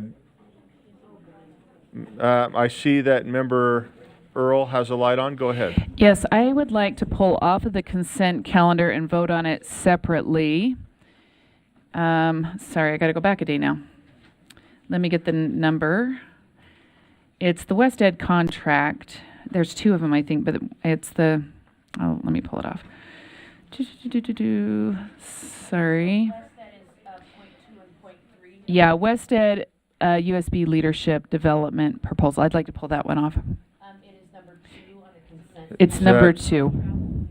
So yesterday's 12.2 request. Yeah, so we're pulling off contracts, and specifically I want to address that one. So. Oh, let me. 13.3.2. Oh. Technical. Yeah, I went to the wrong. Sorry, Jenny, I did not Okay. mean to hijack. I just have it right in front of me. Yeah, perfect. That works. So we're going to pull agenda item 13.2 from yesterday. 13.3. 3.2. Yep. Okay. Oh, I see. The West Ed, excuse me, the West Ed. Okay. Thank you, Member Earl. Do we have Member Bogus? Thank you, sir. I would like to pull, I'd like to pull 13.3.1, and then ultimately I'd like to pull 4, 1, and 2.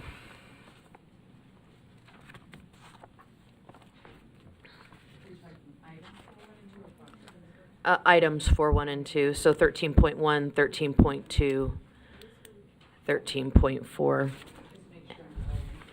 And then in 13.3, I already articulated that. Thank you, sir. And okay, so from what I understand from yesterday's consent agenda, we are pulling items 13.3, 13.1, 2, 3, and 4. Does that sound right between Member Bogus and Member Earl? I don't believe so, sir.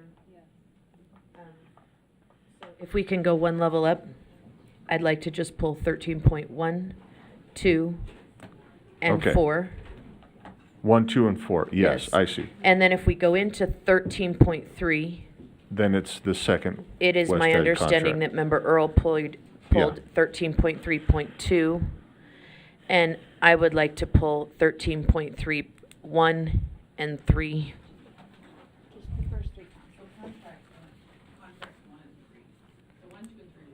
Yes, okay, so let me reiterate. For the agenda items, 13.1, 2, and 4 are pulled in their entirety. And then 13.3, contracts 1, 2, and 3 are pulled. Member Bogus. Or, I'm sorry, do we start? Okay, go ahead.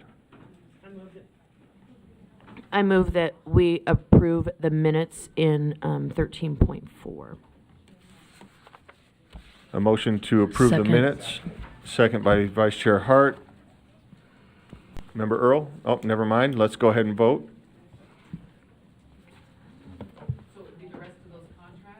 Nope. Do the minutes right now.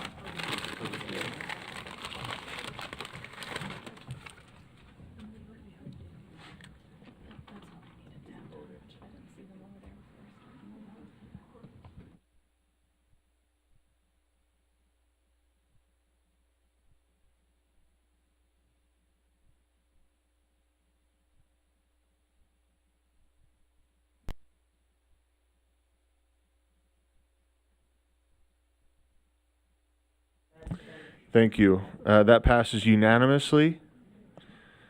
Okay, what else do we have remaining? Well, everything's kind of pulled, except for there's some contracts remaining. Member Bogus. I thought I was still on. I move to approve action item 13.1, small district. Sorry, I need the thing. I move to approve the small district capital projects fund panel recommendations. There's a motion before the board to approve that the board approve the small school district capital projects fund panel recommendations. Do we have a second? Second by Member Booth. Member Earl? I'm in line. I'm in line. Okay, let's go ahead and vote then.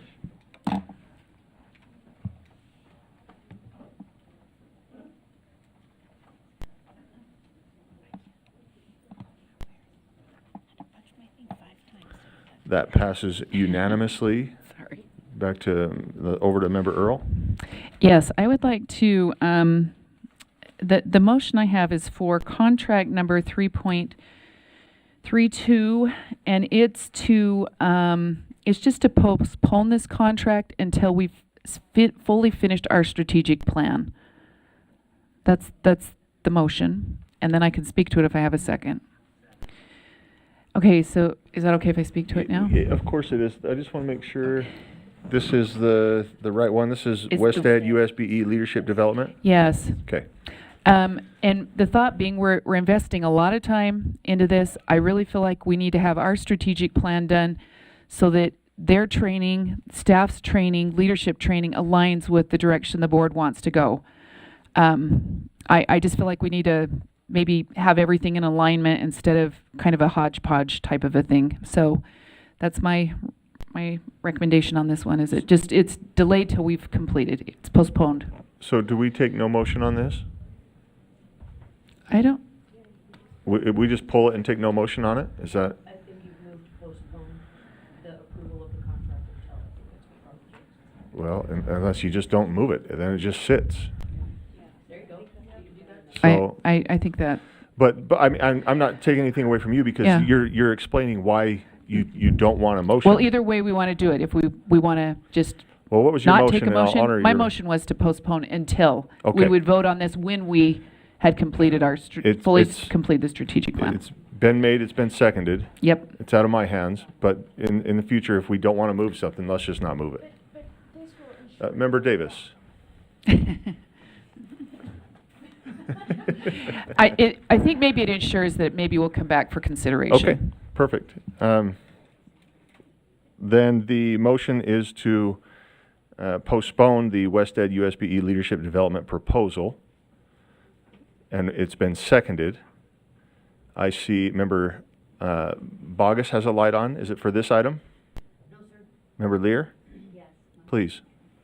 I just have a question for those who requested the contract or who are the contacts and or maybe legal staff to, I don't want to interfere, I don't want to have any breach of contract because of this, or I want to know from Leah, Darren, Deborah, if this frustrates an ongoing training process that they seem to support.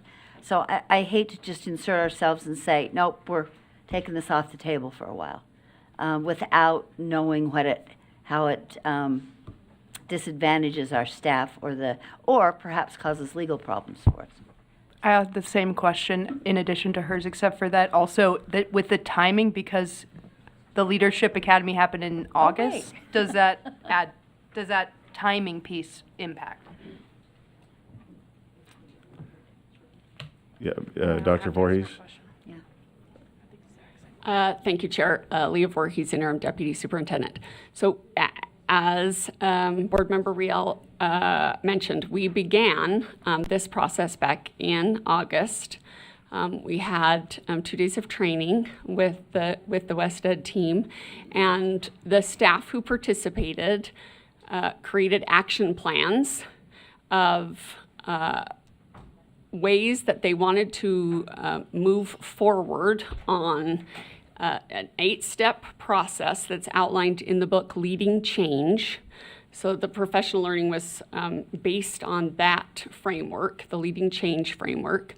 Work that they currently have, work that they knew was coming, how they could lead the implementation of that work.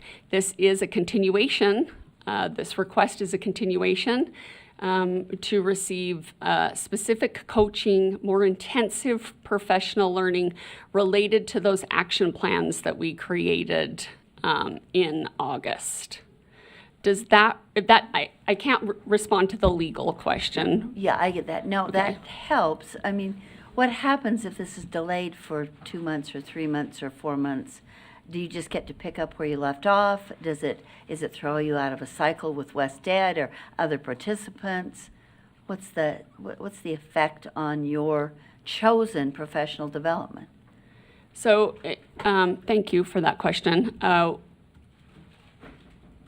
Some team members will be able to continue to work on their action plans. Some team members specifically requested more support in understanding the framework, in having a coach to be able to support them in thinking through how to implement the next steps.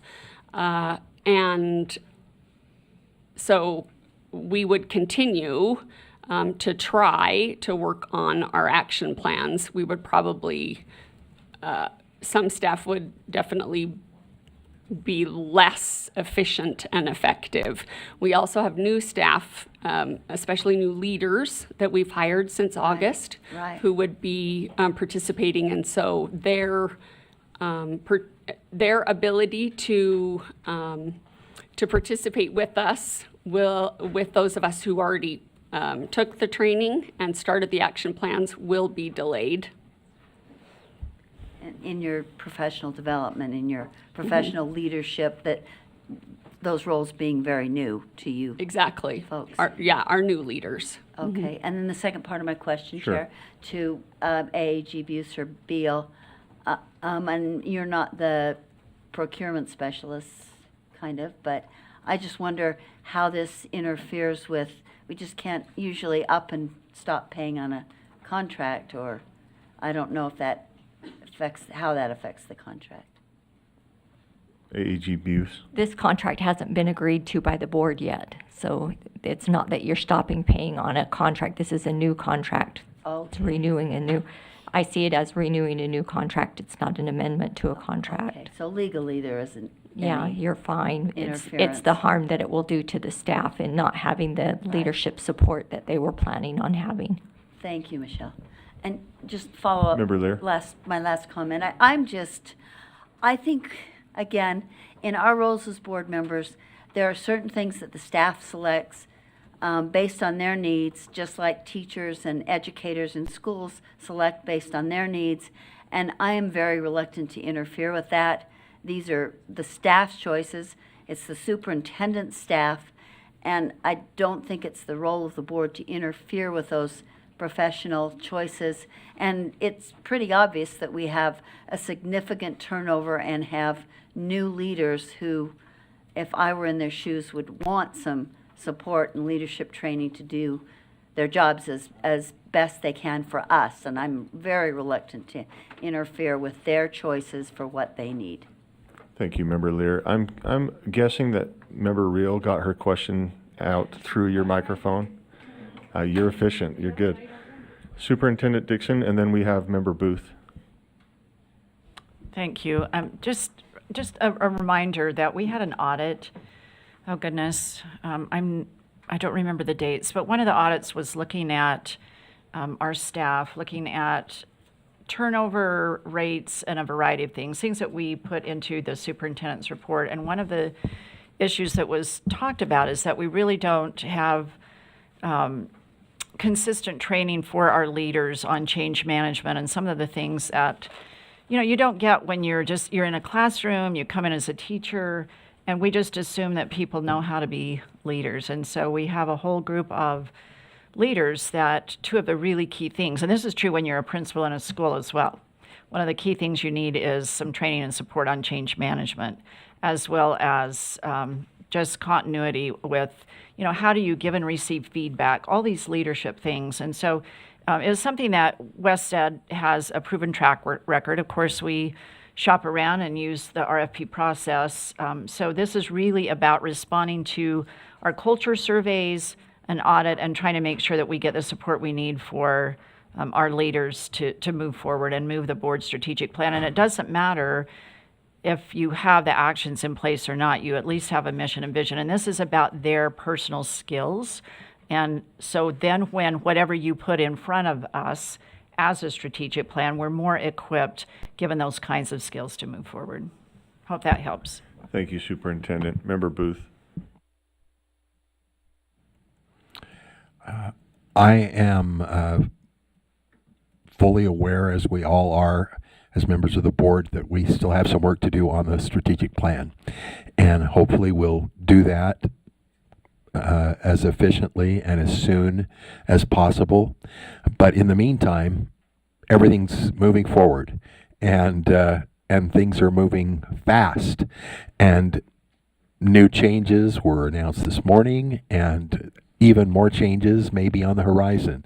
And this change management leadership package is something that people in any complex, important organization need to be able to deal with. And so I'm fully supportive of this contract and of their being able to continue that kind of training and that kind of preparation, so that when we get our act together, and not that we haven't been getting our act together, but it just takes time. When we finally deliver what we're expected to deliver, they'll be ready to take it with open arms and run with it. Because as an organization, as individual leaders, they are feeling equipped and prepared and eager to help us accomplish what we want to accomplish for Utah's kids. Thanks. Thank you, Member Booth. Member Earl? I appreciate the feedback. I guess I was looking at it from the board's lens, right? And not necessarily staff. So I appreciate the dialogue that's gone on here.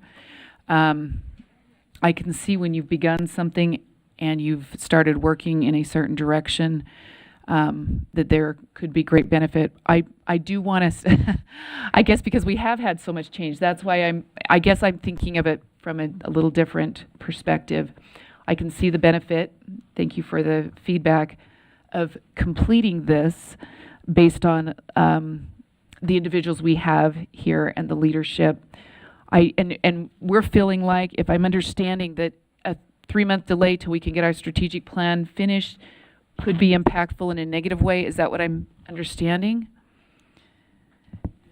Yeah, I'm just trying to, I guess I'm looking at streamlining, which is as much of anything that came from the audit is trying to, right, streamlining up. That's how I was viewing this. So I'm just asking, if there were a couple months delay, does it impact that in a way that's going to be negative if we're trying to streamline? That's what I'm looking at. Do you want me to answer that? Thank you for the question. I think timing is an important question. We've been trying to get something in place for a while. So we have to look at staff schedules as well. We're leaning into a legislative session. And so by the time we get the contract done, this leads itself then into being able to set up time for the professional learning in May and June. So it's, if you delay it, then it puts it probably more into the fall and trying to work out everybody's schedules when they're busy again. So part of that is backwards mapping when you can get the contract in place, which this is, and then move forward and set up the dates, and they get booked out in advance. We actually, I'm trying to think if it was maybe my second year when we started engaging in similar work, and we worked through WestEd, who is our regional service center partner, and we contracted with University of Virginia, the business school, Darden Business School, to do a lot of this training. And some of our LEAs were also involved. And it was very powerful training, but it was it's not a one and done, so it's over the course of a couple of years as well. And I think that's important. You know, the saying you've heard me iterate, that training without follow-up is malpractice. So I think to your question about time, Member Earl, that's also important to know that it's not just a one and done, but it will happen over time. So as you're working on the strategic plan and getting that solidified, it'll probably be second or third iteration down the road where we can then say, okay, now that we have this strategic plan, knowing what we know, what are elements that we need to put forth that we've learned from this training? And so you're getting the coaching and support and help when you get that plan. So it's almost like you get the introductory piece that can then go hand in hand with implementation. We have to have the skills to implement, right? So I just know it was very helpful for me personally as a leader with my leadership team to go through this, and it helped us get down to those actionable steps and accountability and all of the things that helped us move forward. I hope that helps. Thank you so much. Is that okay if I speak? I appreciate the additional narrative. Like I said, I was looking at it from a certain perspective, but I can see even if it's taking months to kind of put it in place, there's a good chance we're going to have our strategic plan there that can help inform some of that. So I can't really vote against I can't vote against my motion, but I would actually maybe make a substitute motion that we go ahead and approve this based on the discussions that we've had today. So, can I do that? I don't know. I mean, Can I not I think do we it? could just vote it down and then vote it in, but a substitute motion to do the exact opposite. Oh, you're just that's saying fine just with vote me. against it. But it has to be moved forward anyways. We'd have to do two motions versus just a substitute. Let's do it. So your substitute motion is to approve this contract? Yes. Okay. Any other contracts you want to throw in with it? Okay. We'll just do this asking. one. I know, I am pushing luck. Okay. Let's, I think based on that, we better just go with one. do we have a second for that? Second. Second, okay, second by member Carey. And then, let's vote on it as soon as we have it ready.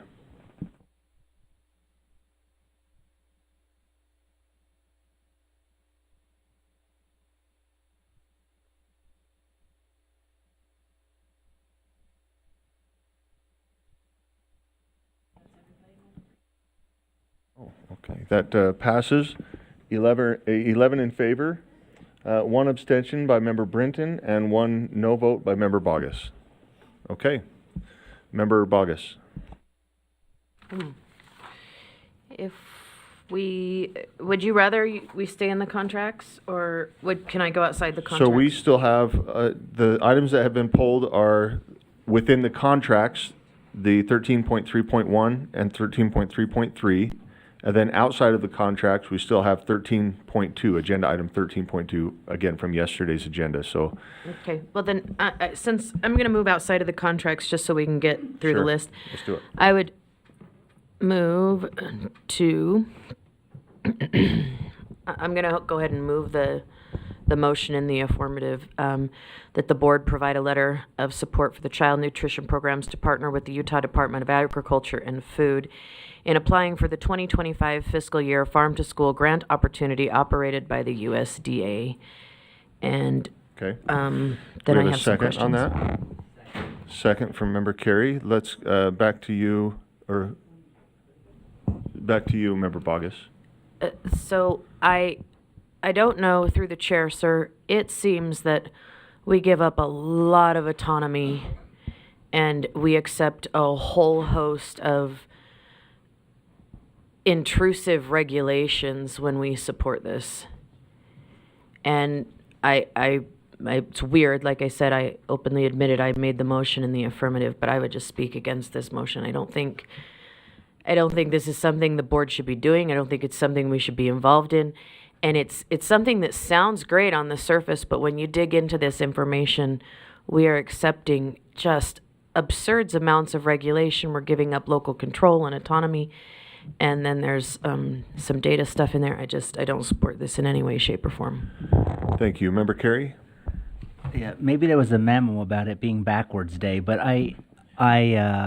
this motion was made in the affirmative. That's why I seconded it. In light of the fact that it is an opposition to it, I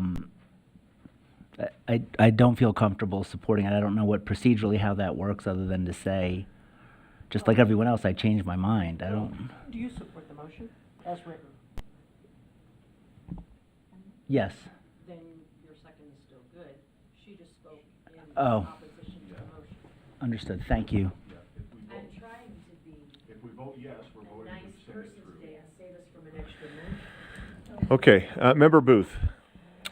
So I'm just interested in just a quick reminder for everyone around the table from staff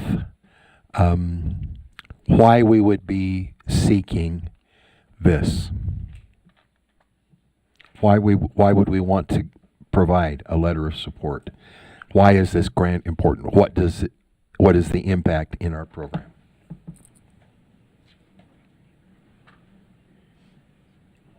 And I can read, I mean, I've read the backup, but here we're expressing strong feelings. I just want to hear some strong feelings from those of you that are working, Please, if you can answer getting that. water to the end of the row. Good afternoon, Kim Loveland, Director with Child Nutrition Programs.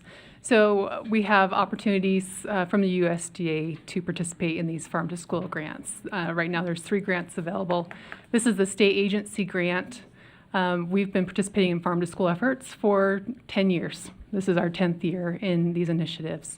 And if anything that we've learned from COVID was the importance of getting our local food supplies in a good place, right? So that's part of it, but we're also trying to get fresh food into our schools and really see that that is important.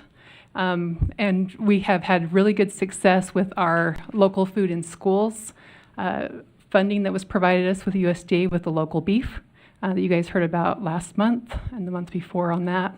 And it has been life-changing for these small and minority business owners. So this is something that we support. We see value in that.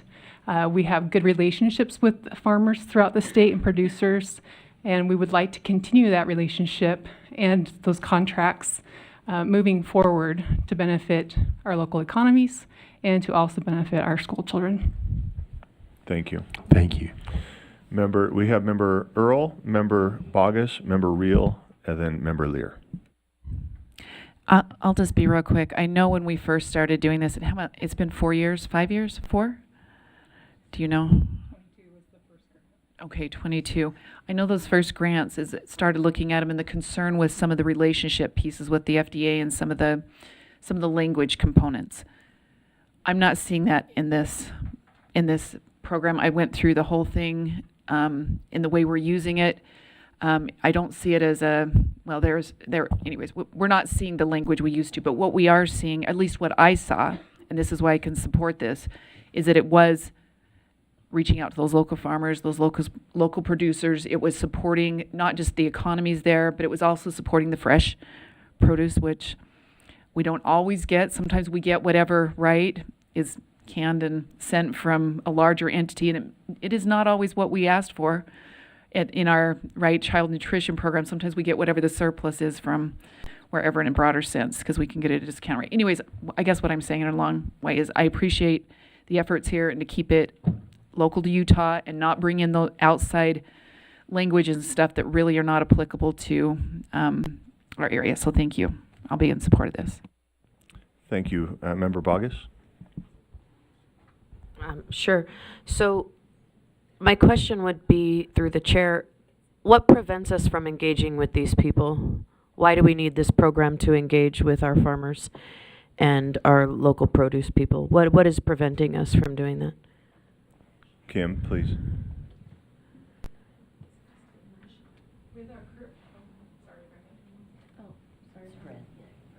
There we go, thanks. I'm new at this. To your question, Board Member Bogus, we do not, in child nutrition programs, there is not congressional authority or funding for us besides what we can manage within our state administrative expense funds, or the state has other funding to provide support for these types of programs. So we have these grants, they come up every couple of years. We do have a staff member where we're using some of our liquor admin funds to help move this forward.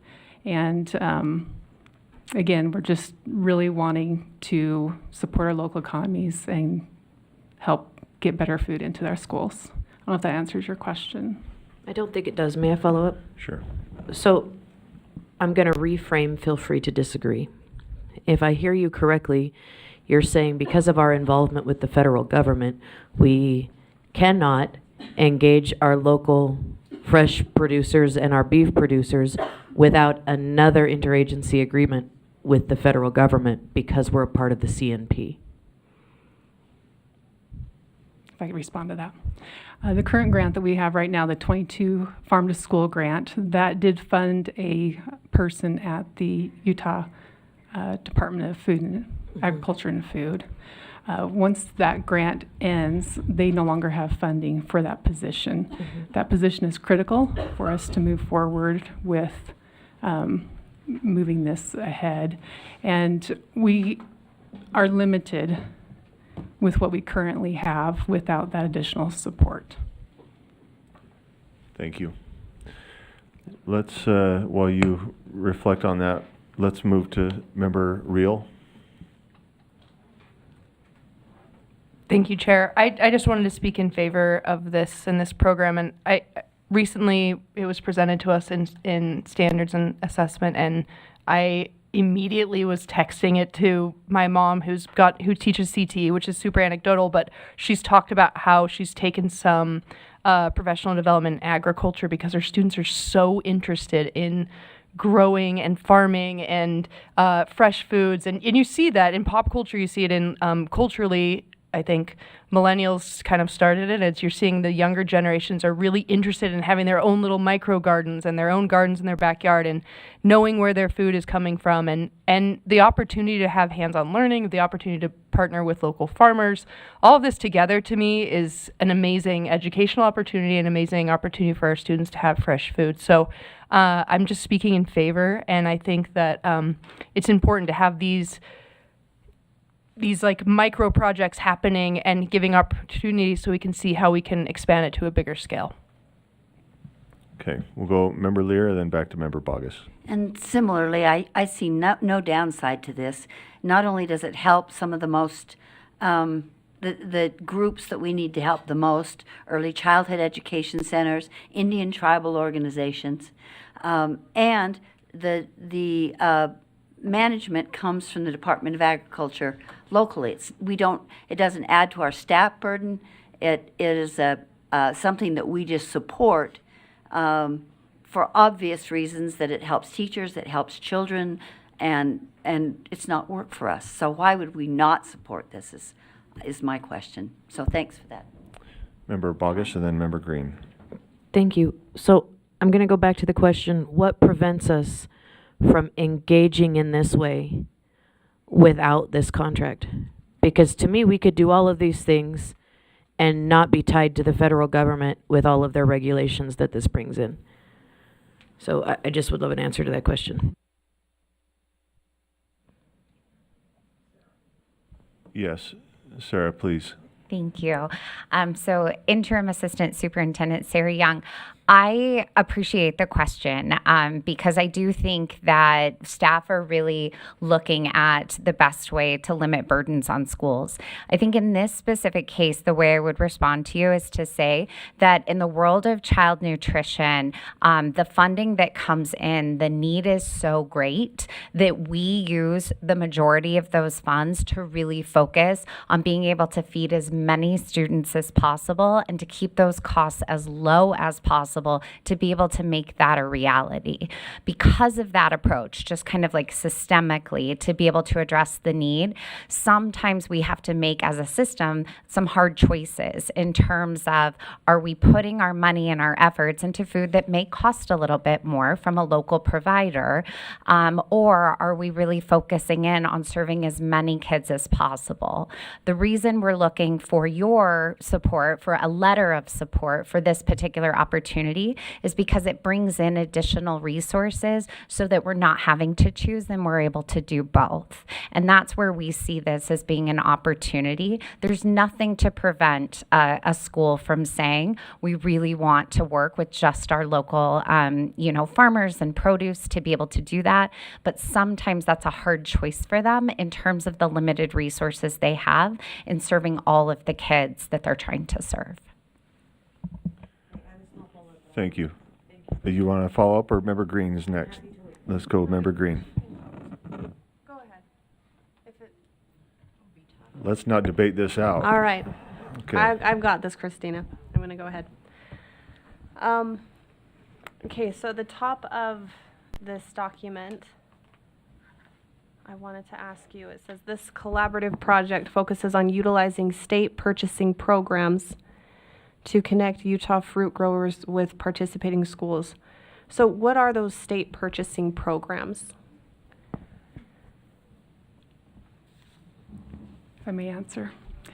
So with that, with our beef contracts, we ran that through state purchasing, which helps alleviate some of the procurement burden on our school food service authorities, because it does take a lot of time to do that process, and we're talking a lot of volume of food. We're, thousands and thousands of pounds of food. So that has been very, very successful, and we would like to expand that to include those fruit producers, to help alleviate that burden for our school food service authorities. And it also helps the producers be able to compete a little bit better, having those contracts in place. So you have these producers that contract and they get grant money to help with their infrastructure or their ability for higher capacity production. Is that right? Yeah, if I can answer. With that, once they have those contracts in place, then the school food authorities can pick from the list of approved vendors from state purchasing. They can make those contacts with the producers, put their orders in. The food comes in, they get an invoice for that, and then with the Utah grant system, we'll have that set up so that the LEA can submit that reimbursement to us in order to get that. Do the producers bear the burden of expanding their production capacity? To answer that question, we will be working with them one-on-one to determine what their capacity is.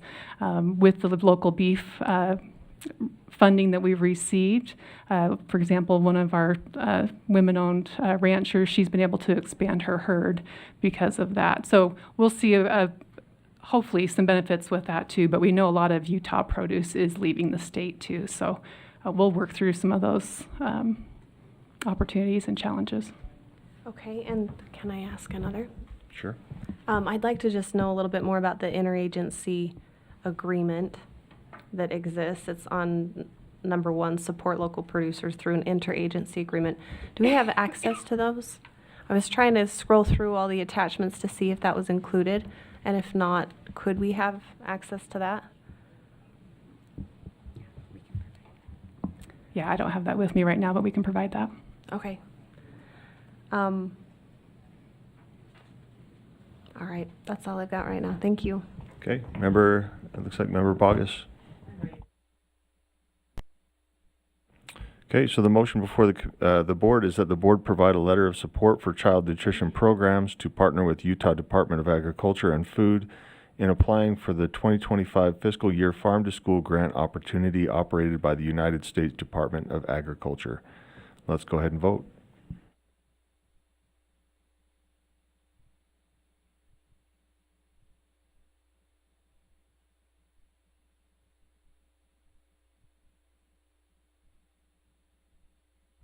That passes with 11 in favor, 3 opposed, those 3 being Member Green, Member Brinton, and Member Bogus.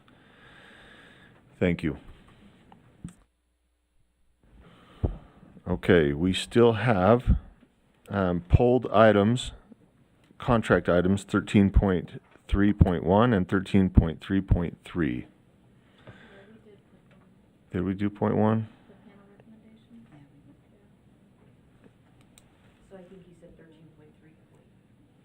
Yeah, it's in. Oh, yeah. It's in the contracts. It's the, looks like the first and third contract. So, seeking any movement. If not, then we'll move on. Member Lear. I move we approve the contract. All the contracts. I move we reapprove. I move we approve all remaining contracts. The motion before the board is that the board approve all remaining contracts. Do we have a second? Second by Member Booth. Member Bogus. So if I'm looking at our contracts correctly, sir, all of the remaining contracts are the disclosure of personally identifiable information, which clearly holds a value of over $100,000 each because they're on this agenda. I'm not fully tracking that to its logical conclusion, but I would just say that I adamantly oppose the data sharing of these things. And there are 1, 2, 3, 4, 5, 6, 7, 8. It looks like 10, maybe 9, depending. I've got one printed different ways. I can't tell, but I adamantly oppose the disclosure of personally identifiable information through these contracts. Thank you. So the motion before the board is that the board approve all remaining contracts. Member Davis. I don't know if Director Chalice is here, but when we say we're openly sharing personally identifiable information, we're talking social security numbers. I mean, like, what? Here comes Director Chalice here. Right here. You have a question directed towards...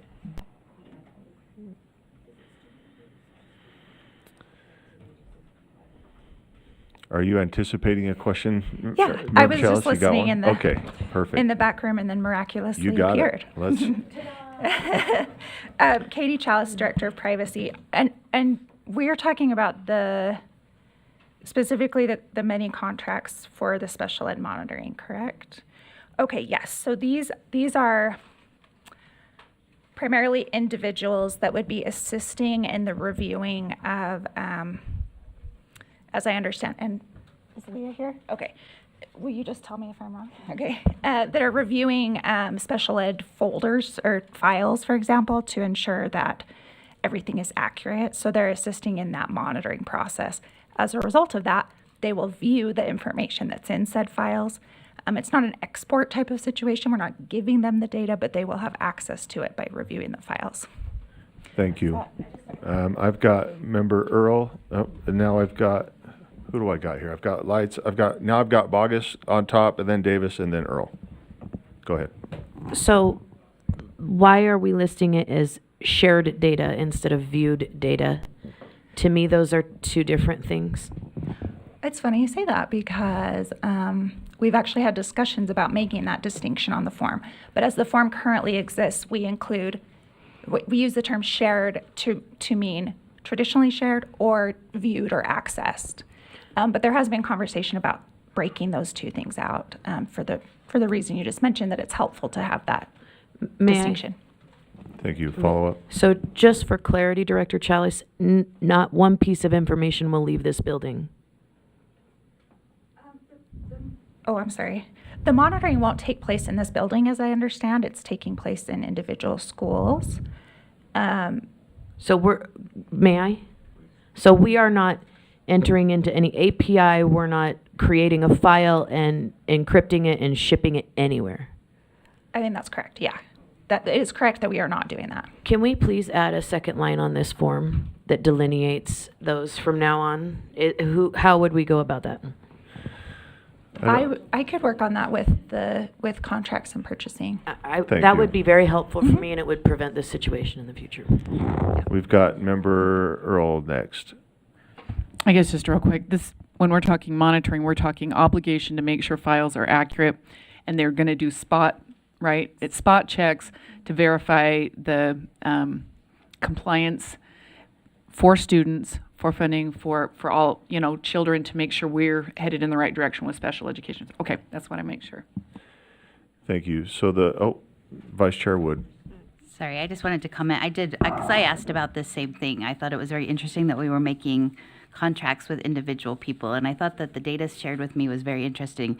It says most monitoring activities are conducted by USD staff, but the amount of federal monitoring required in special education does require support from contracted individuals. For example, we monitored a specific school district this year using 28 individuals, 22 USB staff, and 6 contracted individuals. Special education directors, administrators who are in their first 3 years are offered a mentor. This school year, we have 55 special education directors, administrators in their first 3 years. 18 special education directors are in their first year, 25 are in their second year, and 12 are in their third year. We're currently using 4 USB staff, 6 contractors as mentors for these special education directors, administrators. So these are needed people. Thank you. So the motion before the board is that the board approve all remaining contracts. Let's go ahead and vote. Which would be 4 through, do we need to amend the motion so that it's board approved? Well, the motion is to approve, well, since 3.1 and 3.3 were pulled, and then there was a motion to, we approved 13.3.2, and then Member Lear, since that one had already had business done on it, Member Lear made a motion to approve all remaining, which would cover the rest of 13.3. So that, according to Robert's rules, you can't do that. Once it's pulled, it has to be voted. We're voting on it right now. Yeah, separately though. Well, I asked for a motion. This is the motion I received. Well, then I would move to divide. I think we are where we are right now. The voting is open. Let's vote.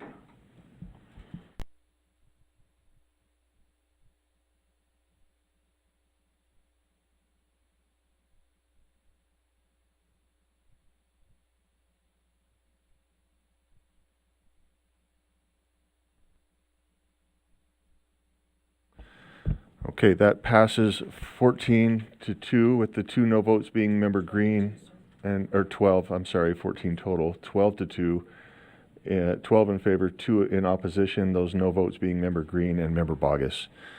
So that wraps up consent as far as I can see. Is that accurate? Okay. So let's now look at our remaining item from yesterday, and that was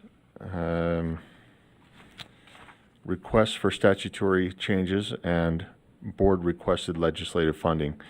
I want to ask the board again, do we want to have a hard stop today at 4, or do we want to go? I want to put this in your hands so it's not in mine. So I'm going to, unless there's somebody speaks up and says, no, let's keep going, I'm going to stop this meeting at 4 o'clock. Okay.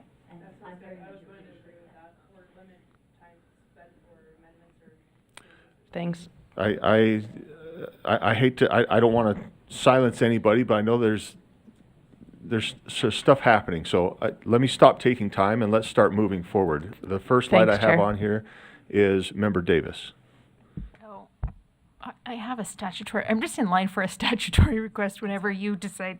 Right now, that's it. This is the agenda item we're on, It has a yes. part funding, part statutory, it can fit in either one, so are you okay if I just go for it? Yeah, I don't know what we would wait for one for if the, of the other, one or the other, so. Okay, I'm just pulling my language up really quick. And I'd ask Member Nui to put that up, or not Member Nui. Sorry, didn't mean to offend.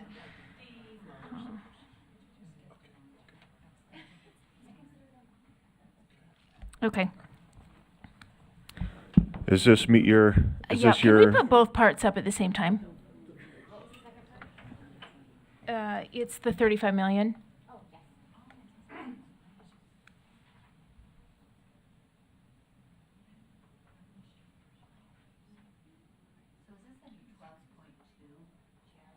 So this is under, I think Unfinished it was business. yesterday's, what are the agenda items from yesterday? 12.2 statutory changes. And so what's happening here is you're not, are you creating one motion, or are you just saying that these motions, it's a although they fall in 2 two-part different motion. categories, are related? No, it's just a 2-part motion. It's about the same thing. Okay. Okay.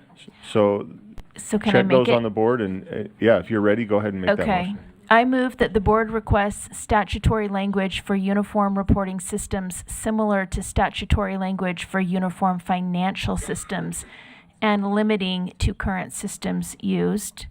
The second part is I move that the board amend the 38 million funding request for one SIS system to 35 million one-time funds dispersed over a 5-year period to support LEAs in their current system compliance updates in the Uniform Reporting Framework. The funds to be distributed via grant, and I'd like to speak to the motion if I get a second. Do we have a second? I think we got Member Bollinger first. Back to Member Davis. Thank you. We, as a board, made a motion to look at using a variety of systems currently being used to meet a very specific standard that helps us with the data audit and needs, as opposed to the one SIS system. And I know there have been a lot of conversations over the months about this. I think we're at a place where we would have legislative support for what is on the board, more so than a one SIS system, and also in the field as well. I understand that we do have statutory language for uniform financial systems, and it has actually been quite helpful. It asked us as USBE to get some vendors that were really up to compliance standards, and so that LEAs, if they had troubles in their financial systems, could use one of those to help get to standards, or use their own if their own got up to standards. And so we're currently using 7 financial systems. We can parlay a similar thing to our information systems, and I think it would be quite helpful. Not 7, but 10. We're currently across the state using 10 systems, and the funds would be dispersed in a grant-based system depending on needs to help LEAs get up to compliance, because currently we're not any of us compliant in EdFi standards, so we have a lot to do. And it's going to take money to do that. Additionally, we can increase teeth or a very real communication that the data privacy and protection has to be there, and we can use some of this money to make sure that that happens, because we're in a precarious space with that right now also. Thank you, Member Davis. Member Bogus. Chair, so I'm actually uncomfortable voting for this without a fiscal note attached to the first one, because coming into compliance with new stuff is going to cost our LEAs a lot of money. I'm wondering what the fiscal note is on that. I think that's what the second part is for. You have the statutory request change, or the, what is it called? Well, and while I understand that, we don't actually have a fiscal note. Like, who said that it was going to cost us $35 million to do this? Are we just thinking it will? Like, what's in our, it's in our backup on our 10. For this motion in particular? Well, this is actually 3 million less, I believe. I think in our 10 priorities, we're asking for 38 million. And it was still unclear. If you remember when this came forth, there was a lot of unclarity, like, oh, what's happening? So I think what Member Davis, and she can speak to it for herself, but I think she's trying to offer clarity and a more realistic approach to the legislature in helping us move this work along. Member Davis, do you want to respond to that? Or did I cover it? You covered it well, and thank you to both of my seat partners here who helped me get my light on. So, like, takes a village, I suppose. The 38 million had been studied as a cost that would be necessary to get everybody in line with a one SIS system, and so and for us to create the SIS system. And so what, instead of creating all the modules that have to happen here, we're still going to have a module creation in the field in these disparate systems. Some are more along than others, but it still will take about that same amount of money to get people to the same place as they would have with the 38 million. And quite frankly, and this is where we came to the multiple of 12 yesterday and the board, I just wanted it to be evenly divided across 7. I took 3 million off the top of it and thought, we can if there's a need for 3 million at the end, we can go back for that. But it's just so much easier when you're asking for a 5-year ask to say, you know, if the legislature wants, they can do 7 million a year. Thank you, Member Davis. Member Brenton? I've just spoken to different LEAs and district people who are so opposed to having a statewide SIS system. They want local control. They said they've already tried a statewide SIS. It was a disaster. The parents have, in some of these districts, wanted to go back, and it would set some of the districts back 10 years in the data that they've acquired, and they do not want, especially with the power school breach that we just saw affecting individual districts. I think the bigger the system, the more data that can be at risk if there's a breach. So I'm opposed to a SIS. Member Bollinger? And then you want a point of clarification, Member Davis? Yeah, this motion is opposed to a 1SIS. This is moving away from a 1SIS and to what you're talking about. Allowing each individual. Thank you. Member Bollinger. Were you going to clarify as well? Yeah. I knew somebody would pick it up. It's in a bunch of our minds, right? It's like, who's going to clarify this? Member Boggess.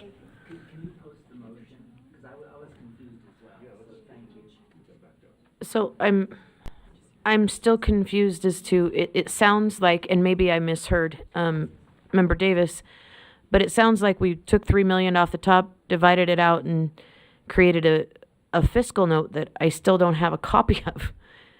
And I don't, what are we going to take to the legislature to support this $35 million? Even though we're replacing one, what are we taking up there that says, hey, we need $35 million for this?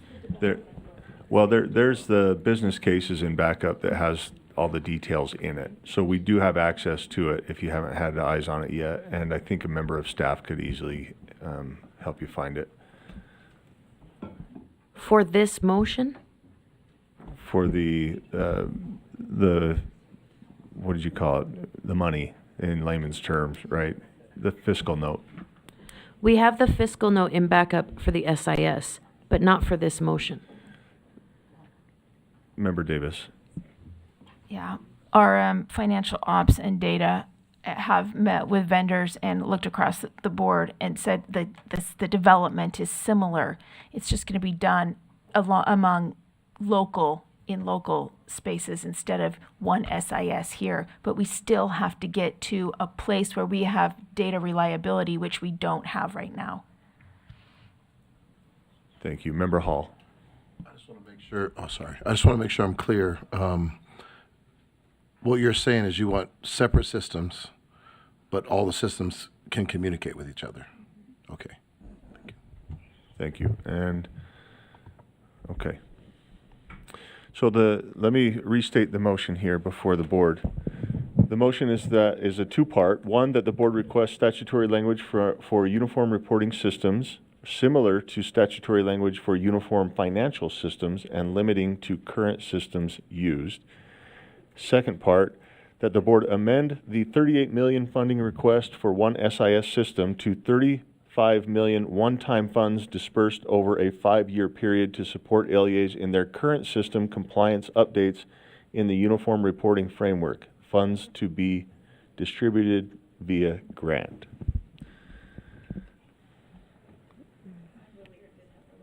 Member Lear, please.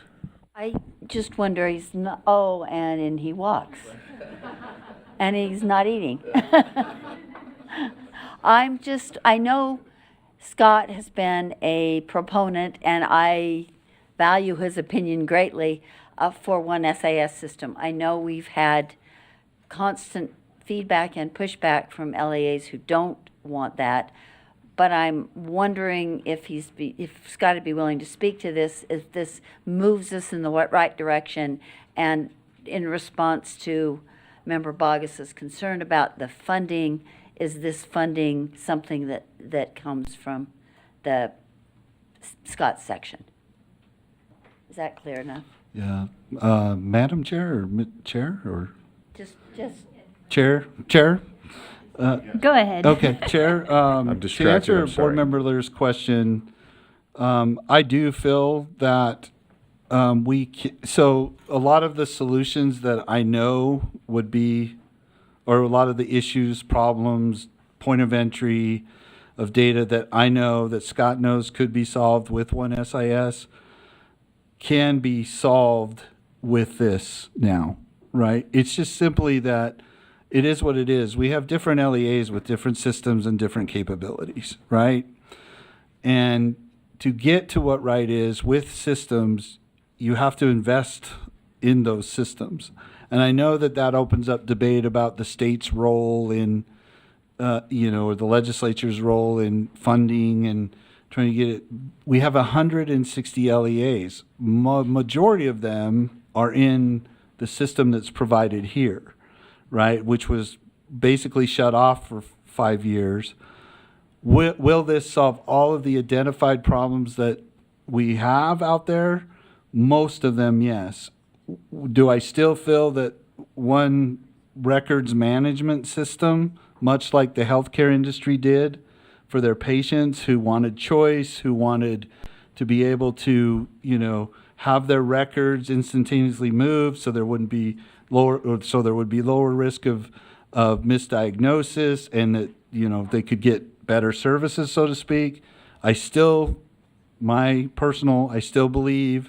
that's the way. So before I get unfriended by whoever's left out there on Facebook, I still believe that, but I do feel strongly that we're on the right track where the policy is that LEAs can choose and be in their own systems. Does that help? Is the money about right? The money is about right based on because we've learned a lot with the USIM structure build, and that money would be spread out over time.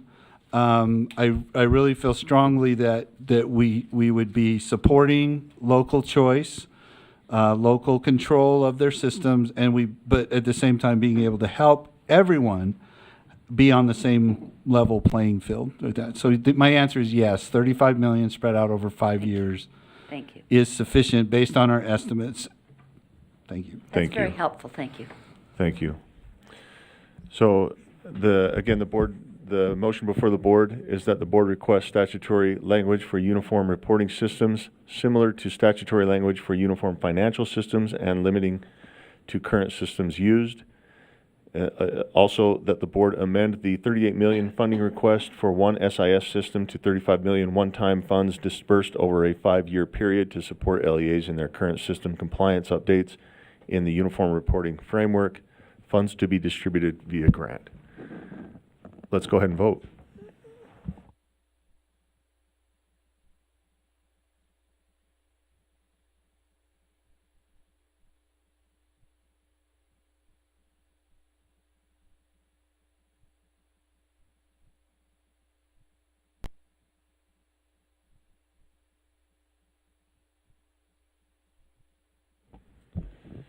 And that passes with a vote of 11 in favor, 3 opposed. Those opposed, Member Carey, Member Green, Member Brenton.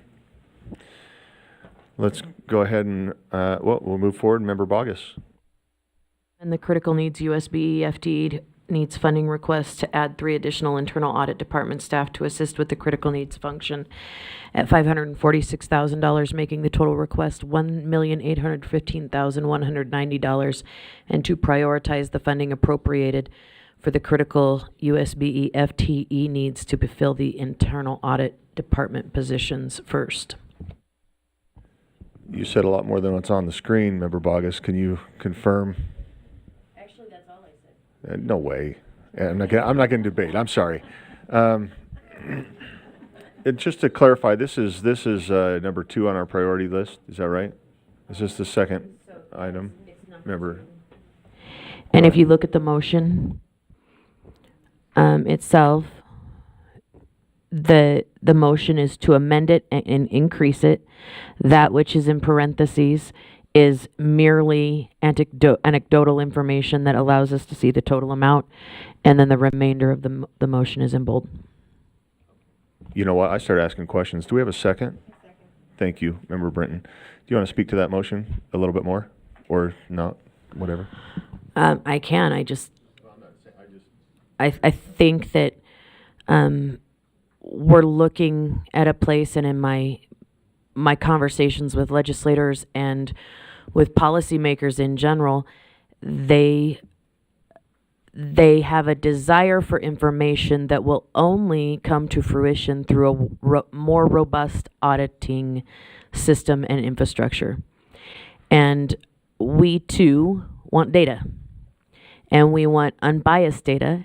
And the only way we're going to achieve what we want is through a more robust and secure auditing system. It needs to be a priority, I believe, for this board and for our state so that we are making appropriate decisions. And it is very clear to me that we've got great people down there. They're doing good work, and we need to support that work. And, I was here for the previous debate. I understand it, but I think this is something we can all get behind and to support that we need to beef up our internal audit department. Thank you, Member Bogus. The motion before the board is that the board amend the critical USBE FTE needs funding request to add 3 additional internal audit department staff to assist with its critical functions. 3 FTEs at $546,000. The total critical USBE FTE needs request would be $1,815,190. And to prioritize funding appropriated for the critical USBE FTE needs to fill the internal audit department positions first. Member Carey. Could we just see the list of priorities? It was there and then yeah. Thank you. Can we get those? Oh, there they are. And this request, sorry, Chair. Would this request take us from 1.3 million to a new number, or does that number reflect the request that? From 1.3 to 1.8, whatever the number was. I'm hearing that the new number, the 1.8, is the 1.3 current plus the 546,000. Take us to 1.8. Is that accurate, member or motion maker of the motion? The numbers were fleshed through our stuff. And then could we just scroll down so I could see the top 10, please?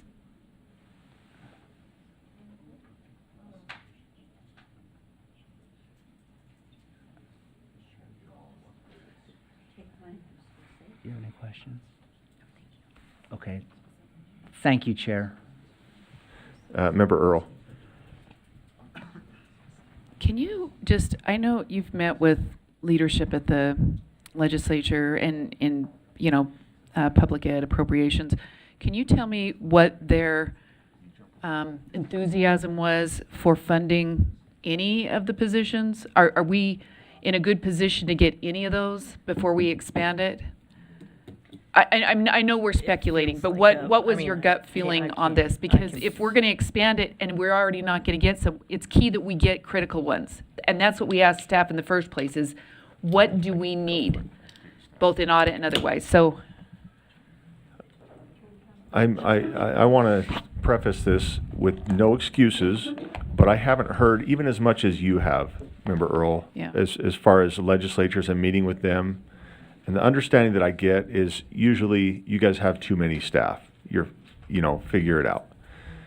They're not too excited about this. However, the individuals who sit around this table, we see it differently. Yeah. So I don't mind going back and saying, hey, this is a real need. Whether they listen or not, that's up to them. All of this is up to them, right? But advocating for it, absolutely not a problem if that's what the board desires. Yeah, and I understand that. My point is that as we add more to it, does it weaken our ability to even get the ones we're asking for? Or is it just worth asking? Okay. Maybe so. There's a reason he's chair, and that's because he's diplomatic. The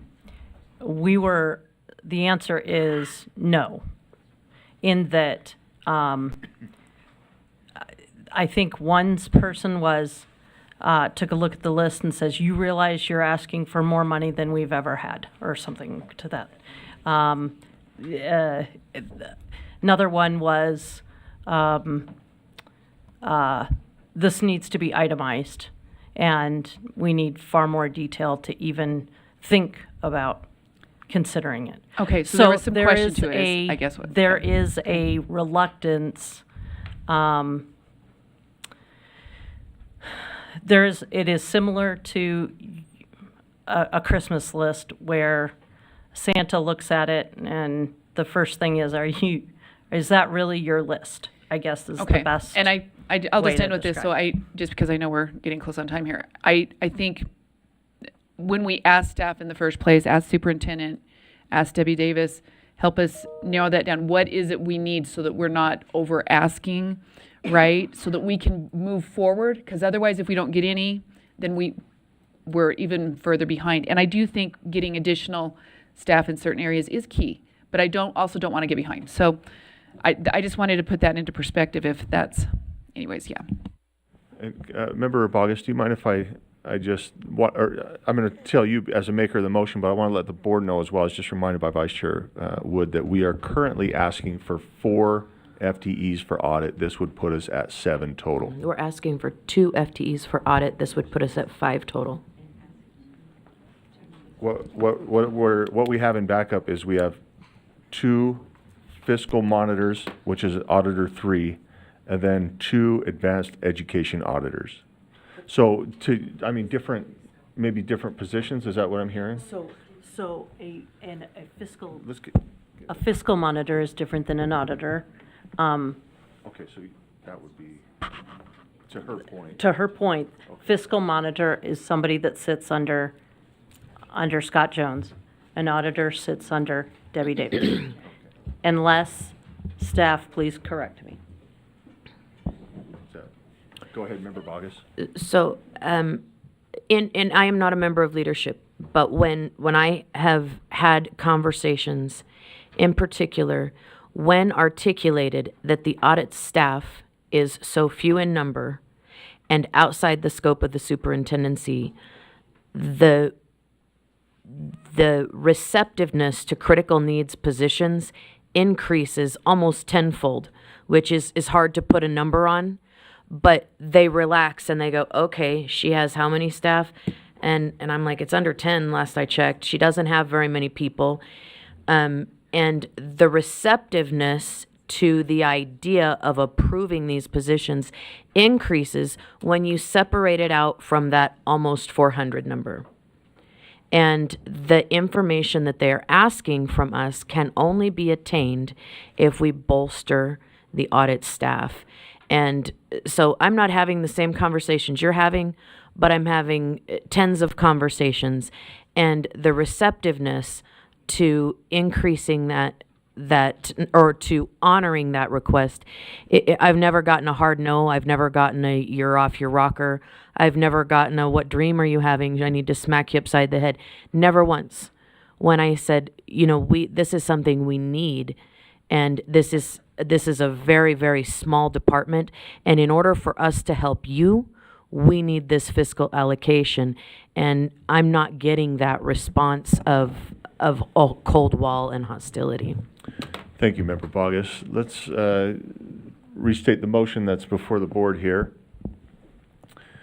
And that is that the board amend the critical USBE FTE needs funding request to add 3 additional internal audit department staff to assist with its critical functions, 3 FTEs at $546,000. The total critical USBE FTE needs request would be $1,815,190, and to prioritize funding appropriated for the critical USBE FTE needs to fill the internal audit department positions first. Let's go ahead and vote.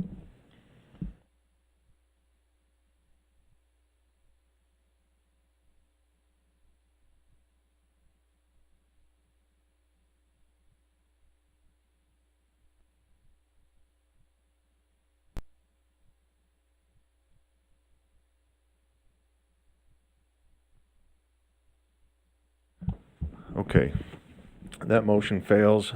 9 against, 5 in favor, those 5 being Member Booth, Member Hall, Member Brinton, Member Bogus, Member Green.